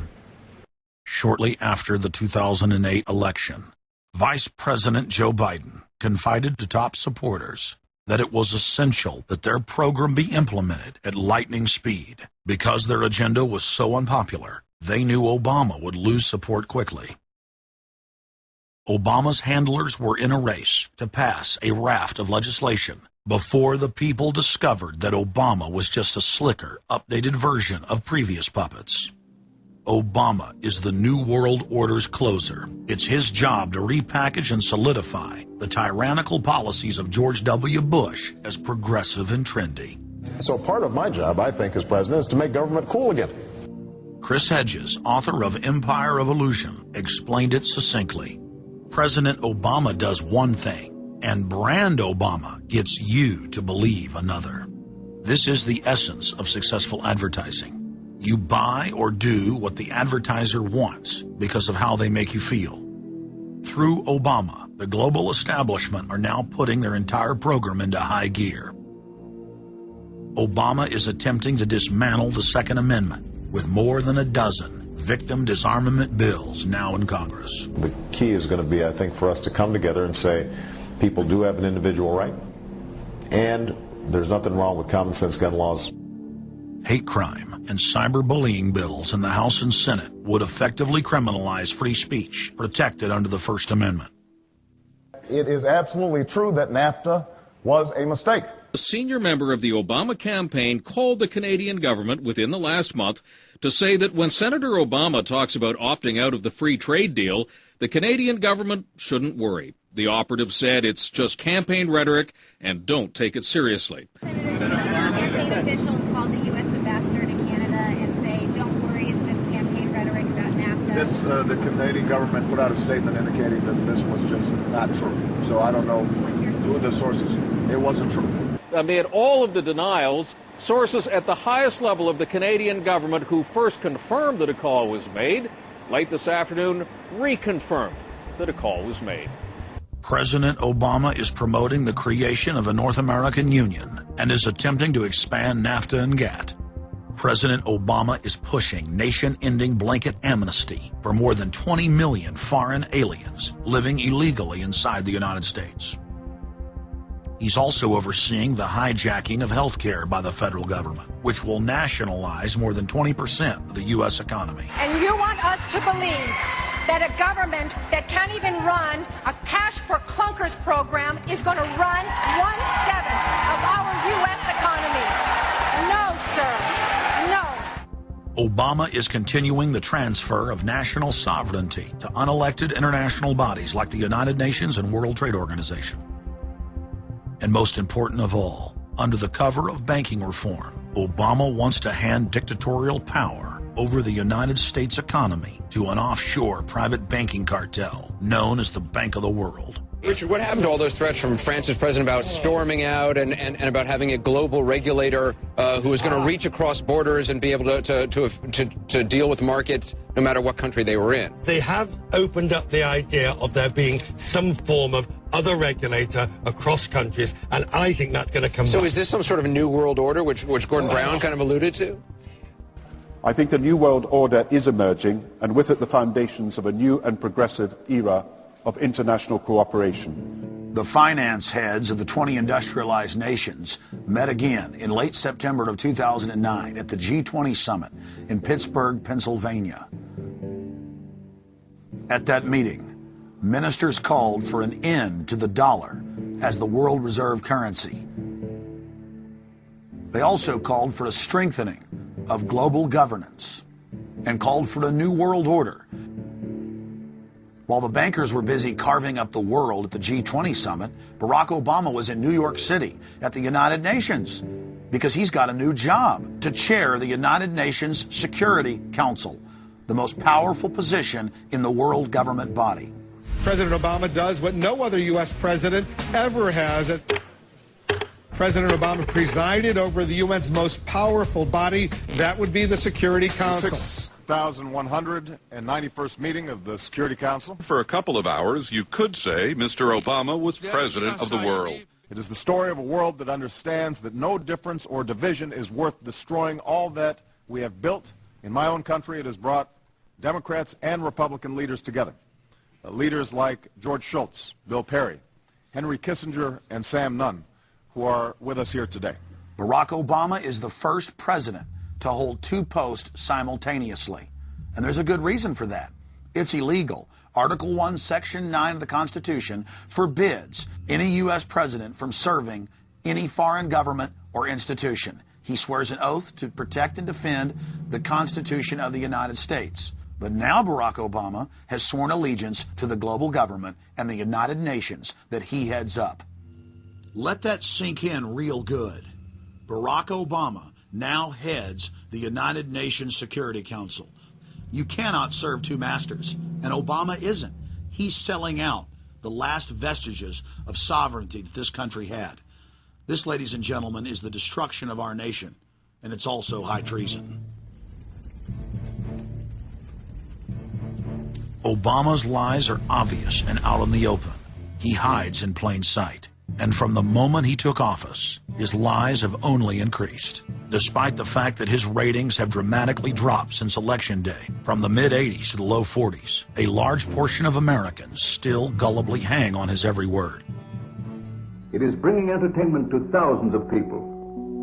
Through its magic, we are able to enjoy a combination of the radio, motion pictures, and the stage, right in the comfort of our own homes, simply by pushing a button and turning a dial. These cells with their electrical charges are scanned by a stream of electrons, completing 30 pictures a second. Compare that crude picture with these of today, and you can judge for yourself how far along the road to perfection television has traveled. Most people still today think that all entertainment to do with movies, drama, is therefore nothing more than their entertainment. It never ever was that case. Of course, television can't perform such miracles as this, yet. But perhaps there's no harm wishing that it could. The greatest social messages are promoted through movies and drama, high drama, through the fixation of emotive sequences, emotional sequences, not logical, factual sequences, but pushing points across in an emotional way which register and fix in the mind. So emotional content is very, very important, rather than going through an actual discussion or an argument using logic and facts. There's no debate. And when you're being downloaded through fiction, your guard is down, the censor part of your brain is not in action. It isn't saying, yes, I agree with this, I disagree with that, as you would in a debate or a lecture. You're actually in an alpha state, being completely downloaded with new ideas. Throughout history, social engineers have refined techniques designed to control large populations. About 100 years ago, this big organization with many branches, they wanted to rule the world basically using Britain as a nucleus of a system, an embryo, which also was going to be joined with the US under the Anglo-American establishment, wrote about the kind of culture and the changes of culture over a 100-year period that they would actually design, implement, and bring in. And H.G. Wells talked about it too. He talked about arenas. He says arenas could be put up across the world for sports, for instance. Now, at that time, sports was something that children, school children were into. Adults became adults and got onto adult things.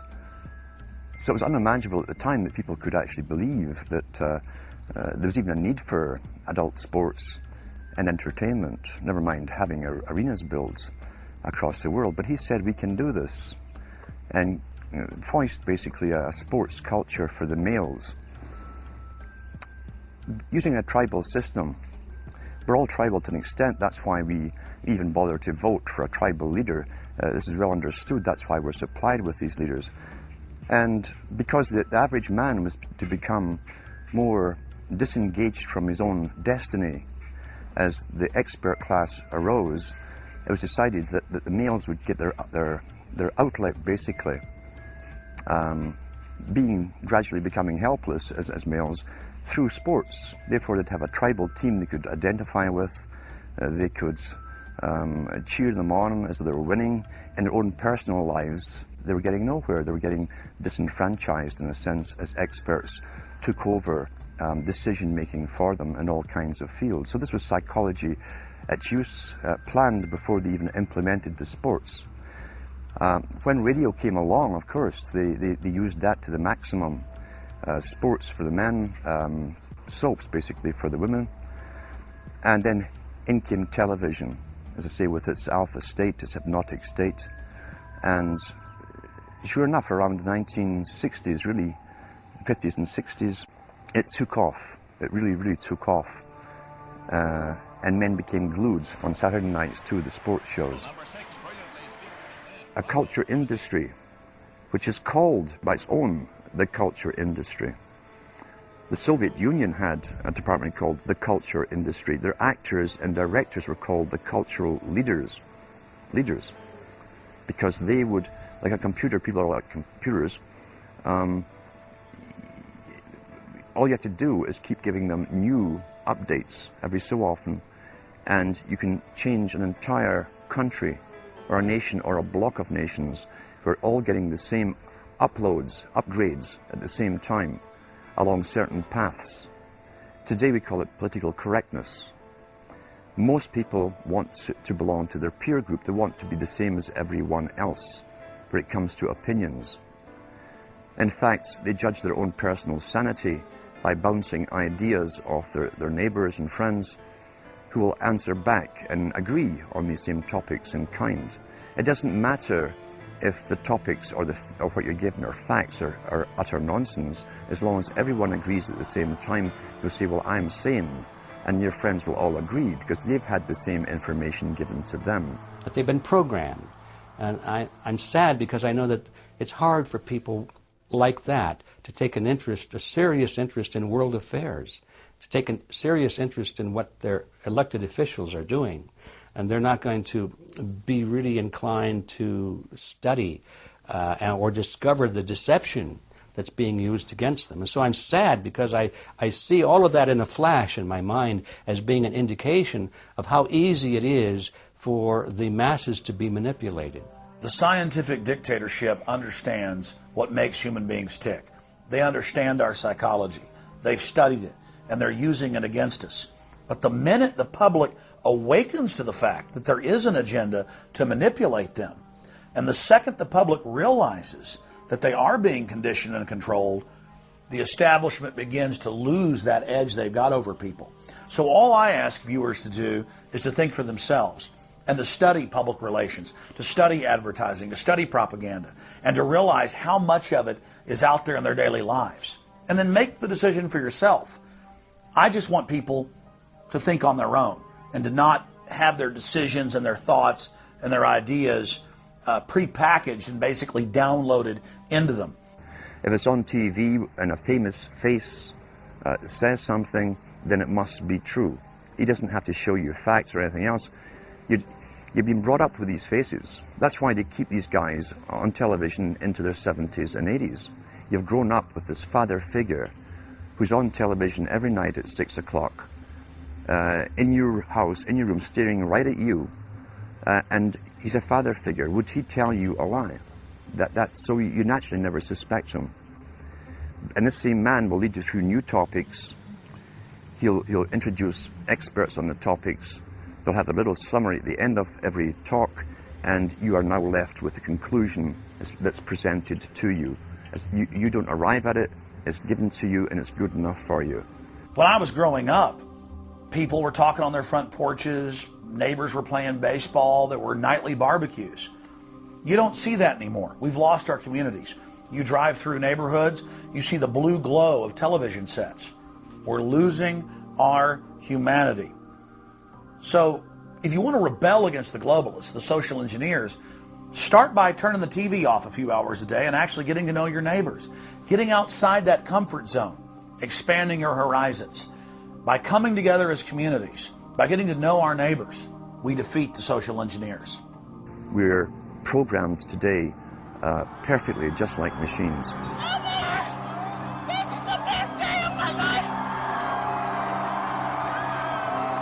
We tie this in with the Brzezinski. Brzezinski said in 2 Ages, now this guy was way up with the NSA. He's a master geopolitician. He admits he works in 20, 50-year periods to do with geopolitics in other countries. But he said himself, the public will shortly be unable to think or reason for themselves. It was meaning by that the form of information that was given to them, the type, the formulas that were in use then in the 1970s. He says, eventually they'll be unable to think or reason for themselves. And eventually, he said, they will expect the media to do all their thinking and reasoning for them. Well, that's happened today. That's why people today can't think outside of the programming from television. Zbigniew Brzezinski, Obama's main foreign policy advisor, talks about how a cult of personality can be artificially manufactured to influence the masses. In the first months of my administration, to pull our economy... Oh, goodness. Sorry about that, guys. To pull our economy back from the brink, including the largest and most sweeping economic recovery plan in our nation's history. We're gullible, but we're also willingly gullible.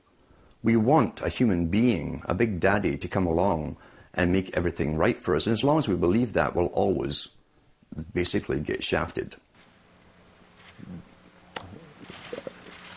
In addition to John, sorry, I just noticed that I jumped the gun here.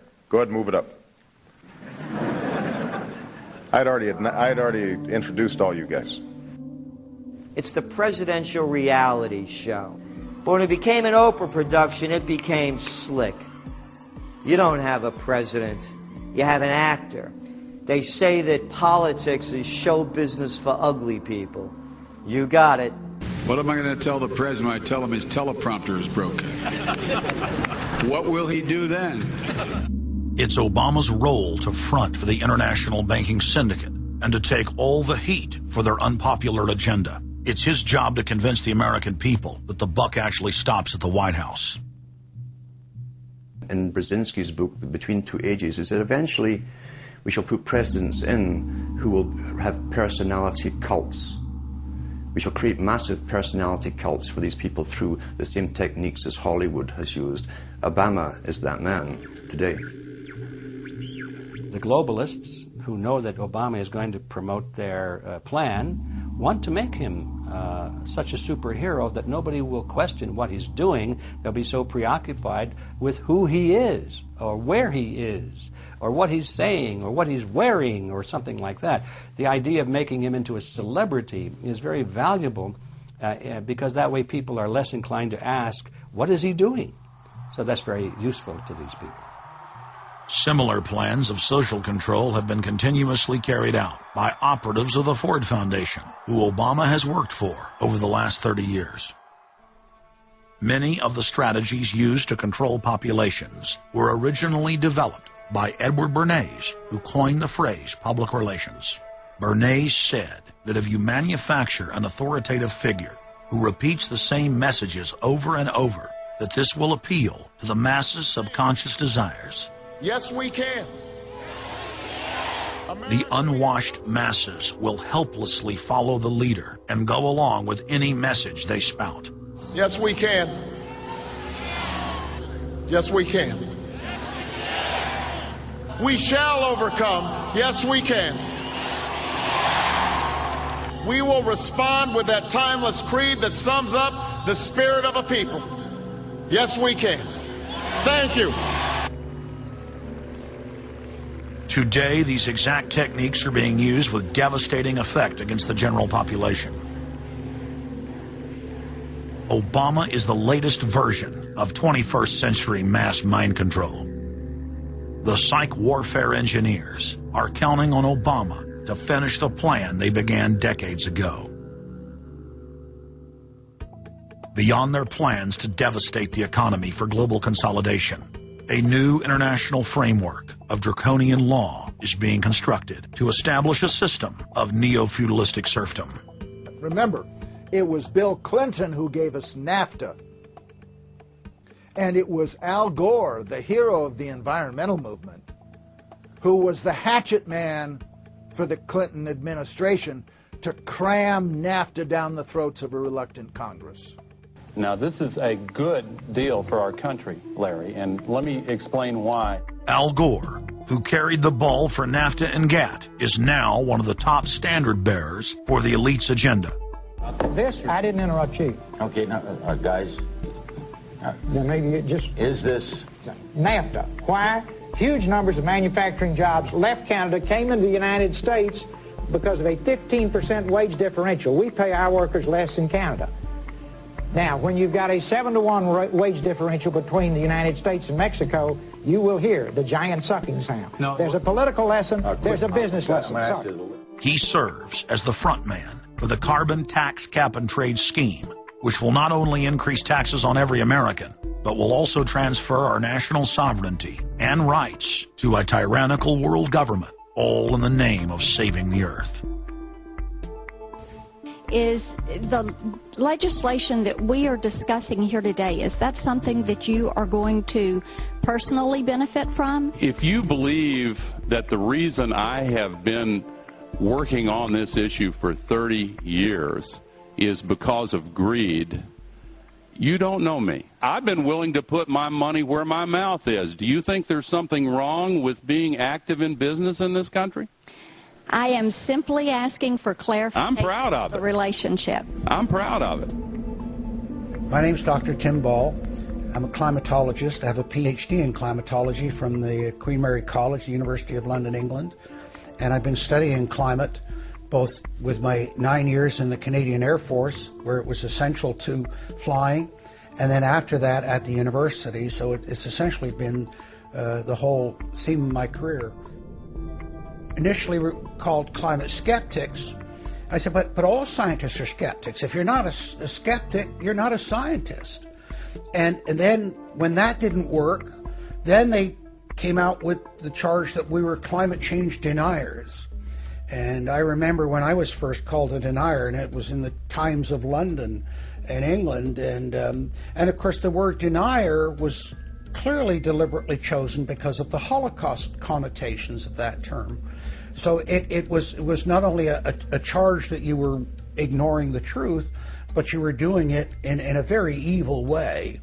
And of course, I laugh about that now because my whole career has been anything but a climate change denier. I've spent my career trying to educate people to how much climate changes naturally. So I'm anything but a denier, but of course that is part of the politics. Under the Nazis, there was something called race science. They had a lunatic theory of eugenics, the Aryan heritage, and all the rest of this. Absolute crackpot pseudoscience. There was no empirical measure or empirical test for the validity of those theories. They simply asserted them, and if you were a professor who stood up to them, then the Gestapo would come and take you away. We are perilously close to such a situation right now. Any academic, any other figure standing up to say the global warming theory of Al Gore is a piece of crackpot nonsense is in danger. You'd be fired from a government job, and in many universities, your job would be in danger. And of course, it's also part of what's called ad hominem, that if you can't defeat the person's argument rationally, you start attacking the person. And we see that with these terms, and we see it with Al Gore calling them flat earthers. Congressman, you began by denying that there is a consensus on the science. there is a consensus on the science. Well, you mustn't have been listening to our testimony that we've had for the last few days with dozens of experts that have come in who have given completely different views. Well, I would encourage you to go back and look at the testimony this committee's heard. There are people who still believe that the moon landing was staged on a movie lot in Arizona. And neither of us are one of those. And I know you like giving those cute anecdotes. This is not a cutesy issue. We're talking about something that can export millions of jobs out of our economy, out of our country. Richard Lindzen, the MIT professor of atmospheric physics, said it many years ago when he said the consensus was reached before the research had even begun.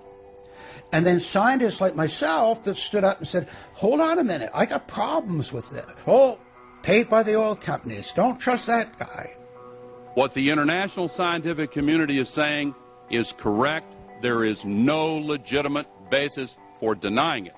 Now, you hear the consensus argument. Well, the majority of scientists. What they're always talking about is, and originally the IPCC was about 3,600 scientists, it's now down to 2,500. That's the people they're talking about. But when you look at it, most of them are bureaucrats. They're not scientists at all. And very, very few of them are actual climate experts. Now, the consequences of that, and whether that's because of man-made CO2, I think are debatable. If CO2 is not causing the climate change, what is? What are the major driving factors? And so they're essentially the ones that are left out by the Intergovernmental Panel on Climate Change. It's unbelievable to me that they can come out and ignore the sun. I mean, everybody knows the sun goes in, it gets cool. You notice that, right? You have an eclipse, the temperature drops, and the birds start to get excited and so on.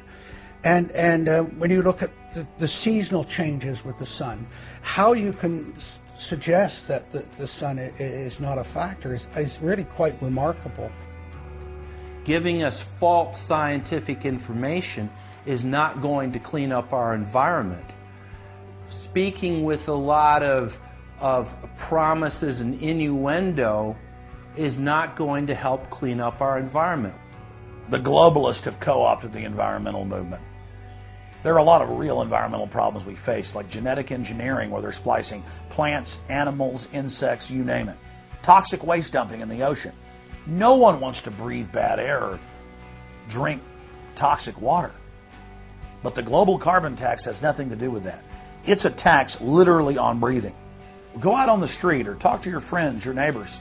Ask them, hey, should we ban dihydrogen monoxide? It's bad for the environment. The average person will sign your petition calling for the banning of water. That's right. Dihydrogen monoxide is water. It's the same thing with table salt, sodium chloride.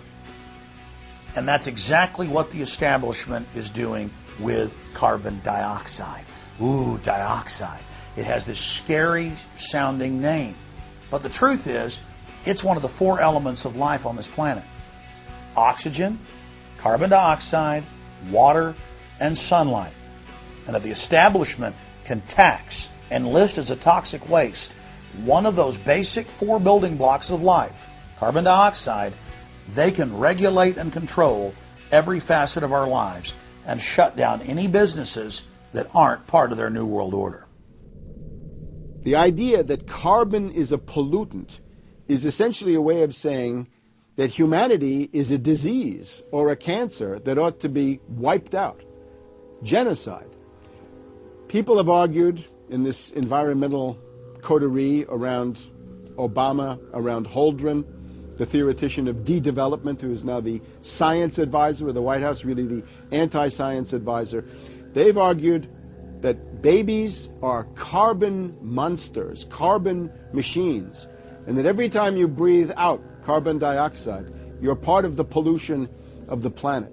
This is an absolutely anti-human doctrine. They use the environmental movement to promote their real agenda, which is globalization and federalization and power.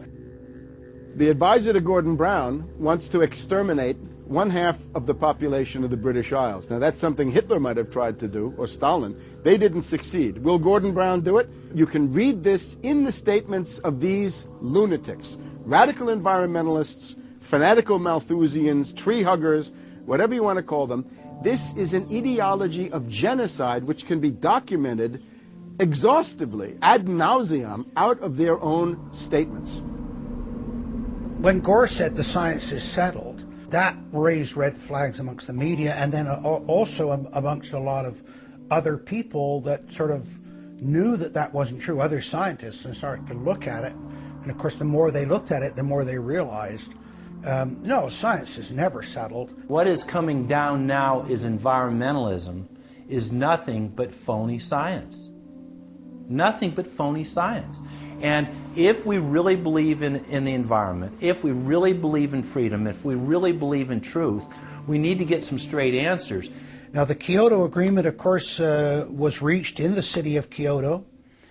And what was interesting was several things came out of that. But the first thing was that not all countries had to participate in Kyoto, but not all had to take action. Only the developed nations were required to reduce their level of CO2. The developing nations were excluded. Now, of course, at that time, China was, and in some ways you can argue it still is, a developing nation. So it wasn't required to meet any targets under Kyoto, nor was India. The U.S., of course, held out. And what's interesting is that the U.S. Senate voted 95-0 against the Kyoto Accord, even though Al Gore was the vice president at the time. And lucky for him, he didn't have to cast a deciding vote. But so it was 95-0 against it, because the U.S. Senate saw, no, this is a socialist distribution of wealth. This is going to cost jobs and economy, and so they scrapped it completely. We're now told that you have to buy carbon offsets. In other words, if you have sinned by having a carbon footprint and by carbon emissions, you've got to buy a carbon offset, which is usually a scam. Somebody claims to have planted an acre of grass in the third world. It never happened. They take your money and laugh all the way to the bank. But they're telling you that in order to cleanse your guilt, you've got to buy a carbon offset. Talk about carbon polluters. You talk about them. It's my understanding that back in 1997, when you were vice president, Enron's CEO, Ken Lay, was involved in discussions with you at the White House about helping develop this type of policy, this trading scheme. And is that accurate? Is it inaccurate? It's been reported. I don't know, but I met with Ken Lay, as lots of people did, before anybody knew that he was a crook. Right, and clearly you can see why so many of us are concerned about this type of cap-and-trade energy tax that would be literally turning over this country's energy economy. I didn't know him well enough to call him Kenny Boy. Well, but you knew him well enough to help devise this trading scheme, and obviously we know what Enron and these big guys on Wall Street like Goldman Sachs, and I know you've got interest with Goldman Sachs. No.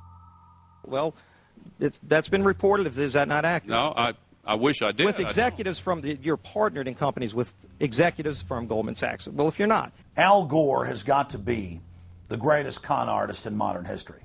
This guy claims he invented the internet, even though it's on record he's a liar, and he got away with it. He was the pitch man that successfully sold, as vice president, NAFTA and GATT, that's lowered the standard of living in the United States and Mexico and almost completely deindustrialized our country. Now he's saying you should pay him and his private company, set up by Enron, a carbon tax on breathing. Look, if you want to buy Al Gore's propaganda, go ahead. But before you do that, you should at least look into the claims he's making. There was a meeting in the White House in 1998 between Al Gore and Bill Clinton, Ken Lay, and Lord Brown. Okay, well, who were these people? Well, we know the president, the vice president. Ken Lay, of course, was the president of Enron. And Enron was a major, major player in the carbon credit, carbon trading. And in fact, stood to make an enormous amount of money out of it. And so it was part of the collapse of Enron. And Lord Brown, of course, was the head of the largest oil company in the world. And they were looking to buy into this, as is happening now, where the energy companies are becoming the big promoters of, oh, we got to go green, we got to go to alternate energies, and all of this stuff. They saw a business opportunity and leapt onto it, and one that would make them look green again.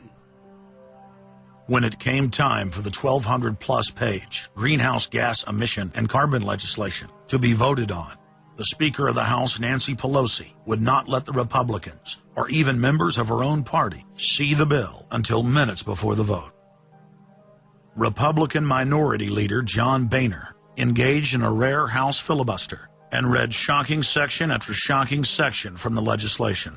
Now, I really hate to do this, but when you file a 300-page amendment at 3:09 a.m., the American people have a right to know what's in this bill and have a right to know what we're voting on.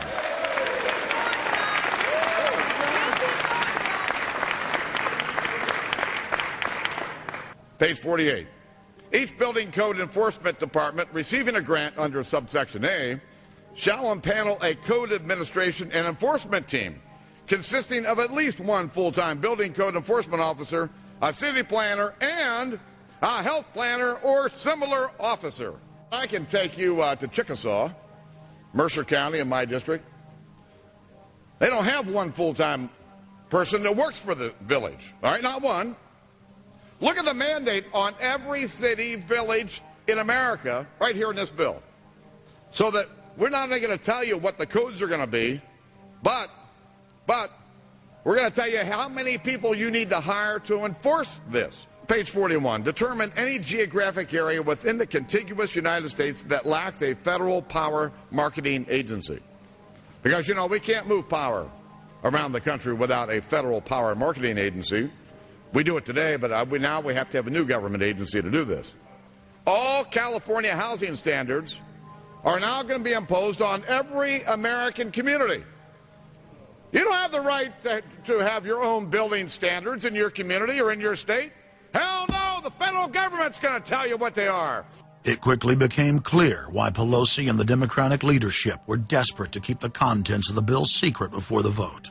Now, because of this underlying bill, the federal government will virtually have control over every aspect of lives for the American people. It is time to stand up and say, we get to choose. We choose liberty or we choose tyranny. It's one of the two. The underlying bill represents the tyranny and the intervention of the federal government. It's our choice. What will we choose today? Will we choose liberty or will we choose tyranny? And I know that we'll be facing the single moms that heard from last summer. They can't afford the gasoline bill. They can't afford the propane. You didn't do a great thing. You hurt some really decent families struggling, trying to make it, and this is going to be their death knell. It breaks my heart. I yield back.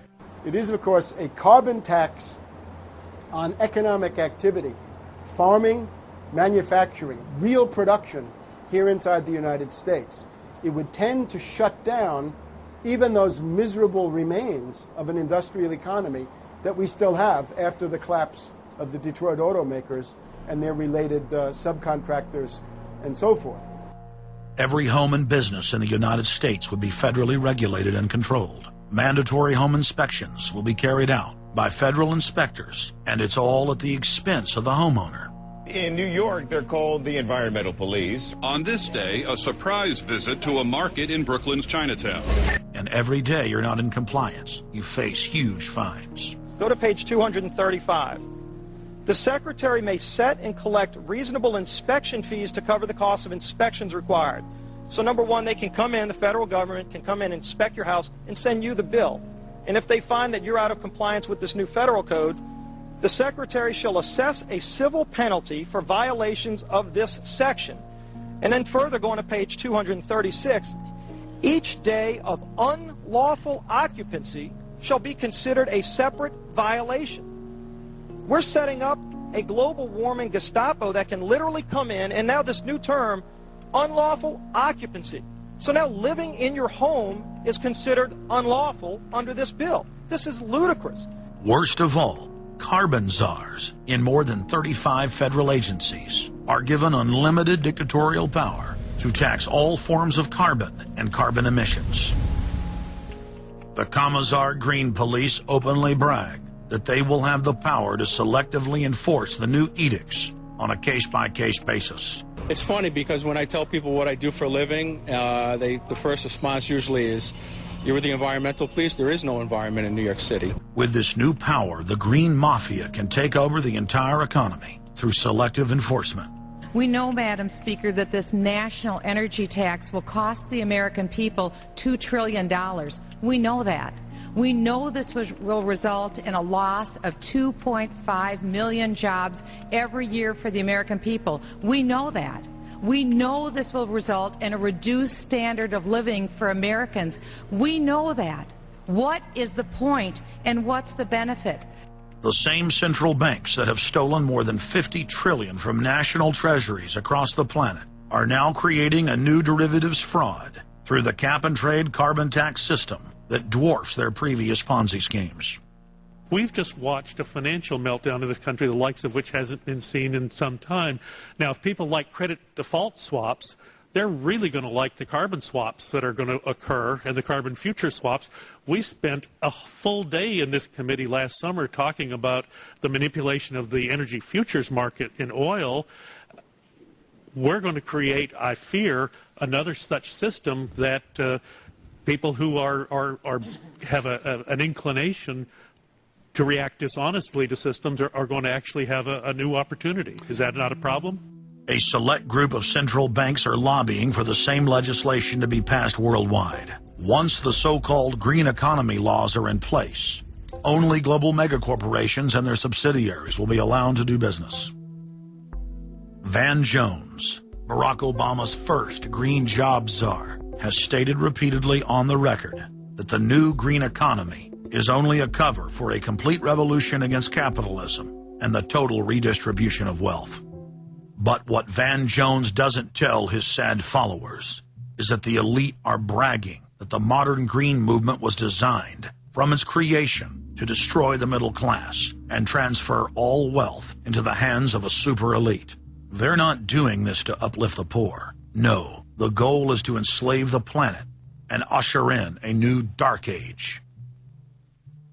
Every nation on Earth is in the process of, or has already passed, its own set of carbon tax laws and regulations.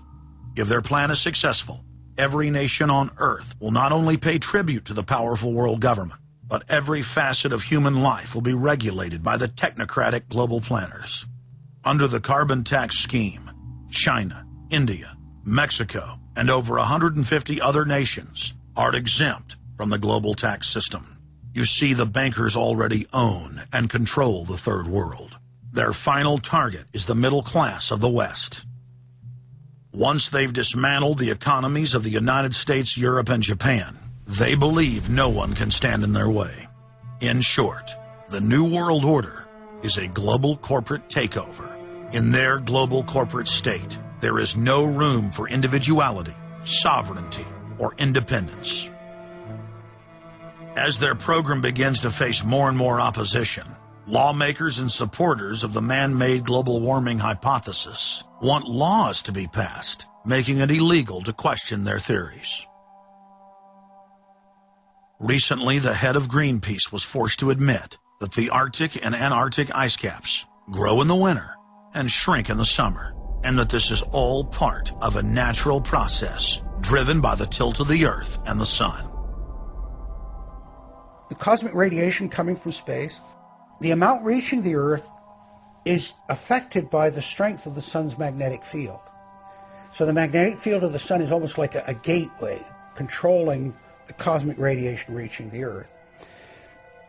The magnetic strength of the Sun is also related to the number of sunspots.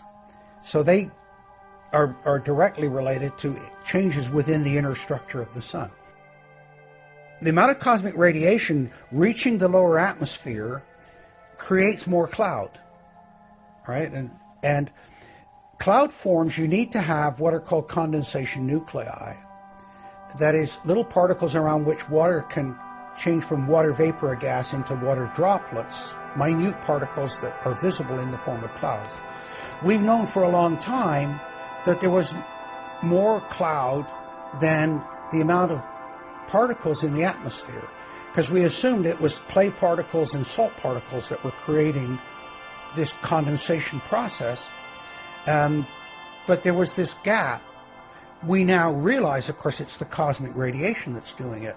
So what the cosmic radiation is doing, controlled by the magnetic field of the sun, is it's like putting up a screen in the greenhouse and blocking out the sunlight. And of course, that then affects the temperature of the Earth. That's why there's a relationship between the sunspots and the temperature on the Earth. So we now know the mechanism, but they completely ignore that. More than 31,000 scientists from across the United States, including more than 9,000 PhDs from the fields of climatology, atmospheric science, earth science, and hydrology, signed a petition rejecting man-made global warming as a scientific fraud.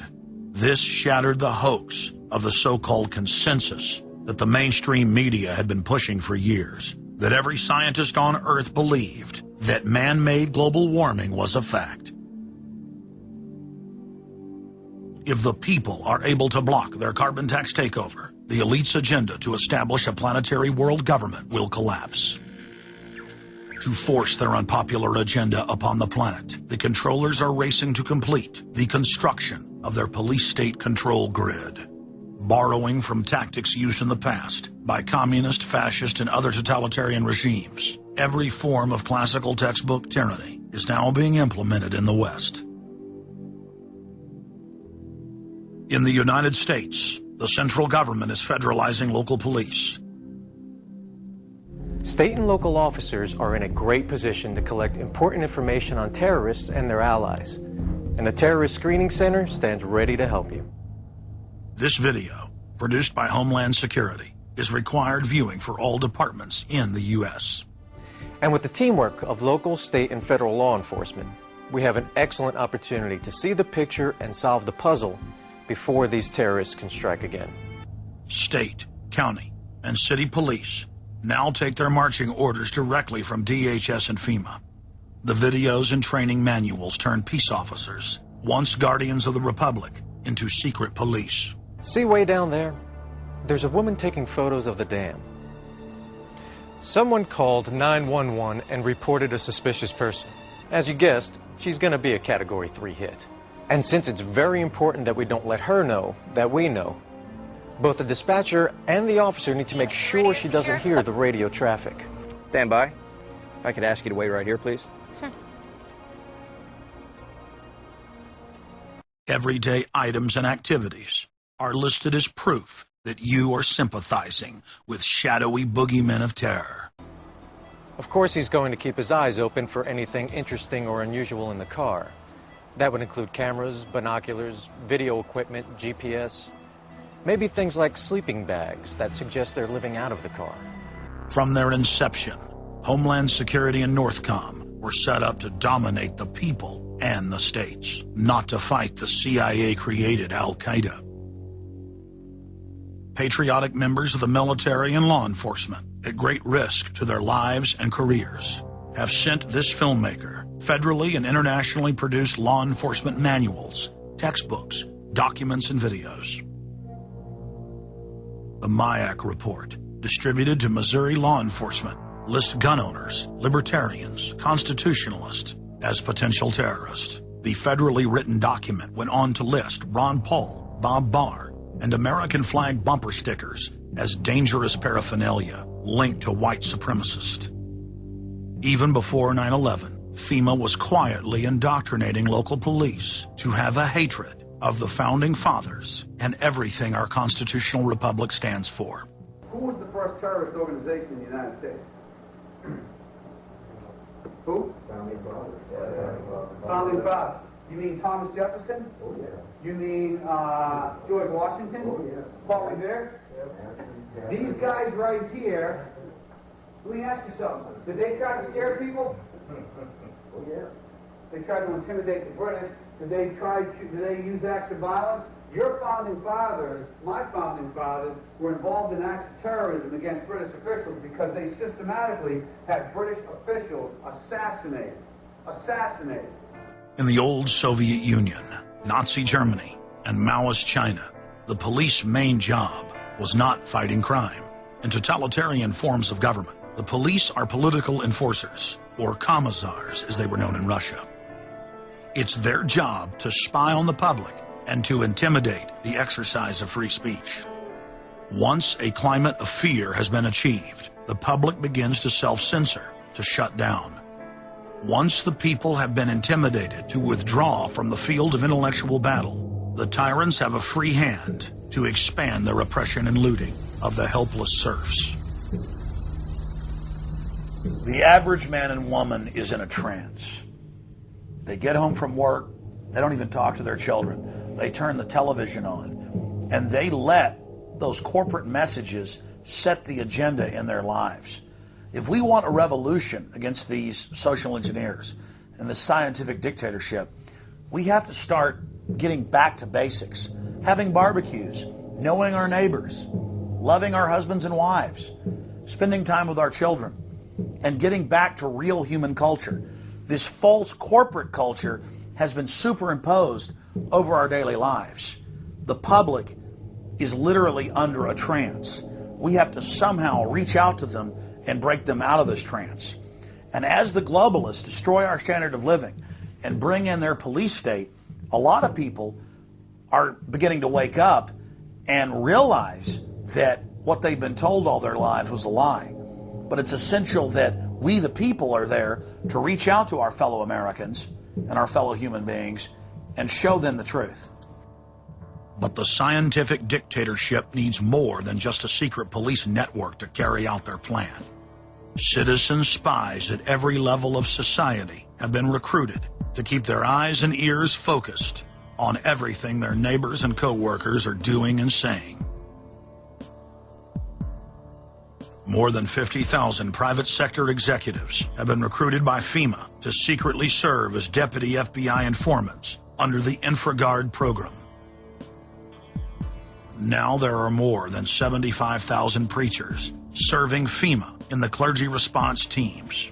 Internal FEMA documents reveal that the majority of America's pastors now serve as agents of the shadow government. They are even instructed on how and what to preach. And as KSLA News 12 Jeff Farrell discovered, the clergy would help the government with potentially their biggest problem, us. From my cold, dead hands. Charlton Heston's famous declaration captures a truly American value, the overarching desire to protect our freedoms. But gun confiscation is exactly what happened during the state of emergency following Hurricane Katrina in New Orleans. U.S. troops also arrived, something far easier to do even now thanks to last year's elimination of the 1878 Posse Comitatus Act. That forbid U.S. troops from policing on American soil. If martial law were enacted here at home, public fears and quelling dissent would be critical. And that's exactly what the clergy response team, as it's called, helped accomplish in New Orleans. Jeff, the primary thing that we say to anybody is let's cooperate and get this thing over with, and then we'll settle the differences once the crisis is over. Such clergy response teams would walk a tightrope between the needs of the government versus the wishes of the public. In a lot of cases, these clergy would already be known in the neighborhoods in which they're helping to defuse that situation. For the clergy, one of the biggest tools that they will have in helping calm the public down or obey the law is the Bible itself, specifically Romans 13. Because the government is established by the Lord, and that's what we believe in the Christian faith. That's what's stated in the Scripture. They prepare their flocks like sheep to the slaughter for gun confiscation, forced inoculation, and they tell them that it is a blessing to have their families broken up and put into FEMA camps. Irland, Frankreich, Portugal, Spanien, die Schweiz, Liechtenstein, Luxembourg, Poland, Romania. Adolf Hitler bragged that his most powerful domestic tool used by the Nazis to control the people was the servile clergy, and his favorite Bible verse was Romans 13. Render unto Caesar. Either you are with us or you are with the terrorists. The scam was launched as a simple bait and switch. The government recruited the public by telling them that they were needed in the fight against Al-Qaeda. But from day one, over 90% of their training and operations focus on demonizing, surveilling, and harassing anyone who stands against their takeover. The Department of Homeland Security calling on firefighters to take on a new role in the war on terror.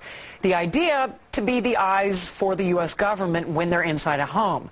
Now, unlike police officers, firefighters don't need a warrant to go into private houses. And critics say that's where things get sticky. Cable company repairmen, truck drivers, maid services, and hundreds of other professions that go inside homes and businesses without warrants are now on the government's payroll as citizen snitch spies. But Big Brother doesn't stop there. Children are being indoctrinated inside the public schools nationwide to spy on their parents. You can give information without having to give your name. You guys can get paid for good tips up to $200.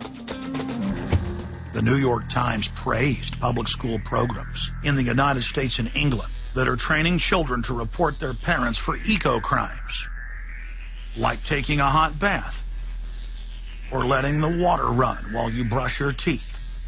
All of that violates their carbon footprint credit allotment.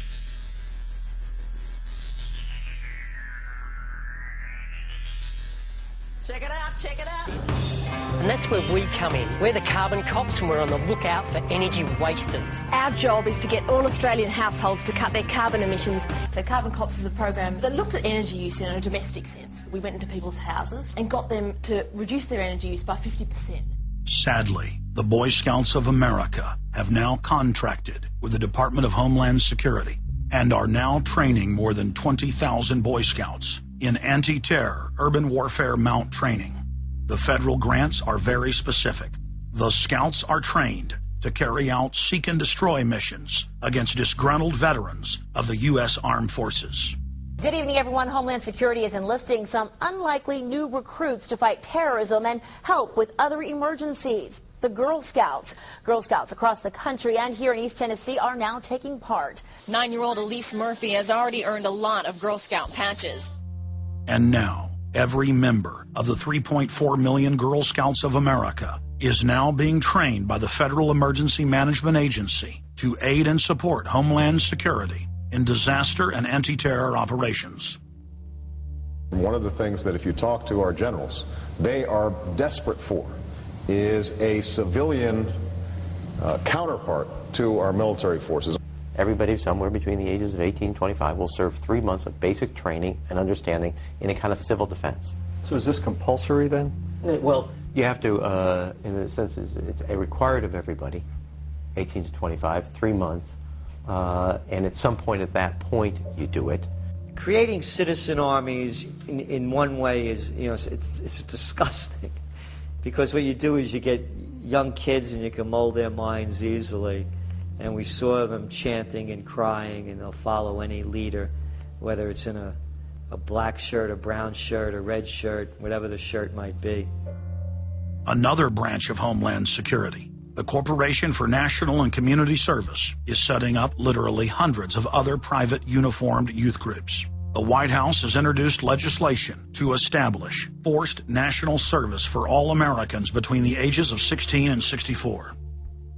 In 2008, the North American military governorship, known as NORTHCOM, announced that they had deployed 4,000 regular Army troops inside the United States to deal with civil unrest because they knew that their offshore masters were about to rob the United States blind. In 2009, the Pentagon requested funding from Congress to deploy 379,000 military personnel in thousands of communities across the United States. And now, legislation has been introduced in Congress to expand a system of FEMA concentration camps across the United States under the National Emergency Centers Act, H.R. 645.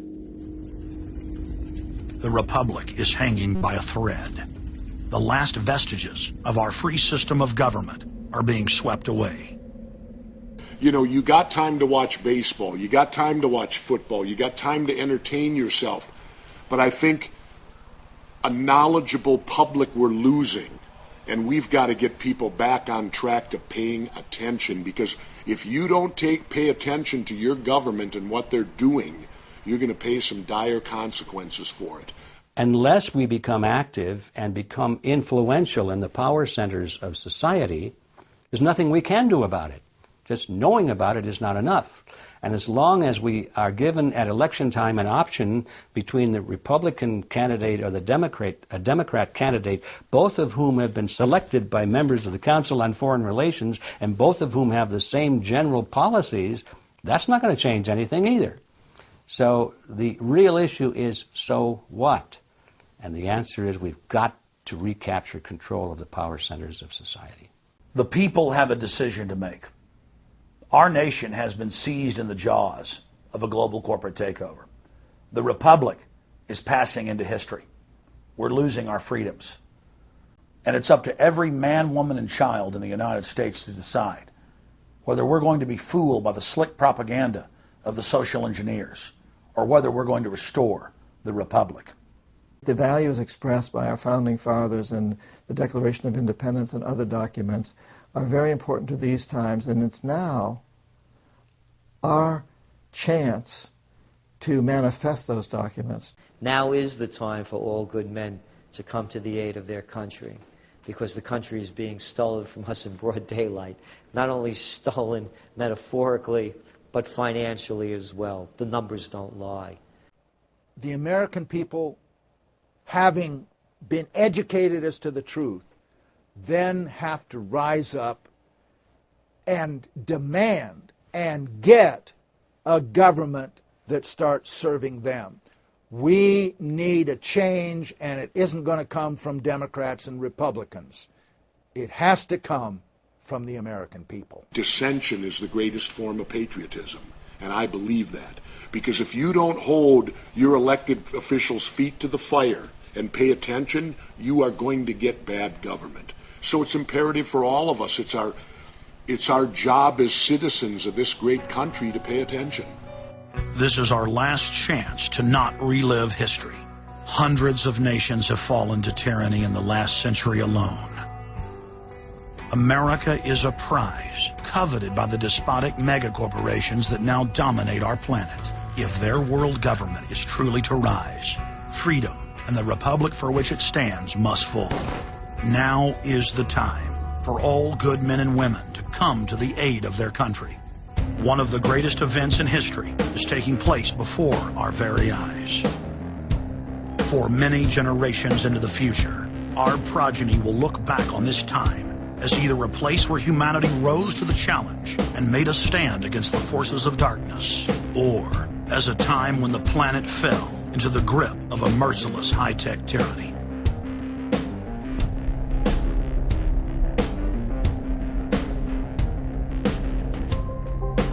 In Part 2 of Fall of the Republic, you will learn the elite's master plan for humanity. But more importantly, you will learn how to stop that plan, reverse the criminal tide, and reignite the flame of liberty on the long march to man's ultimate destiny.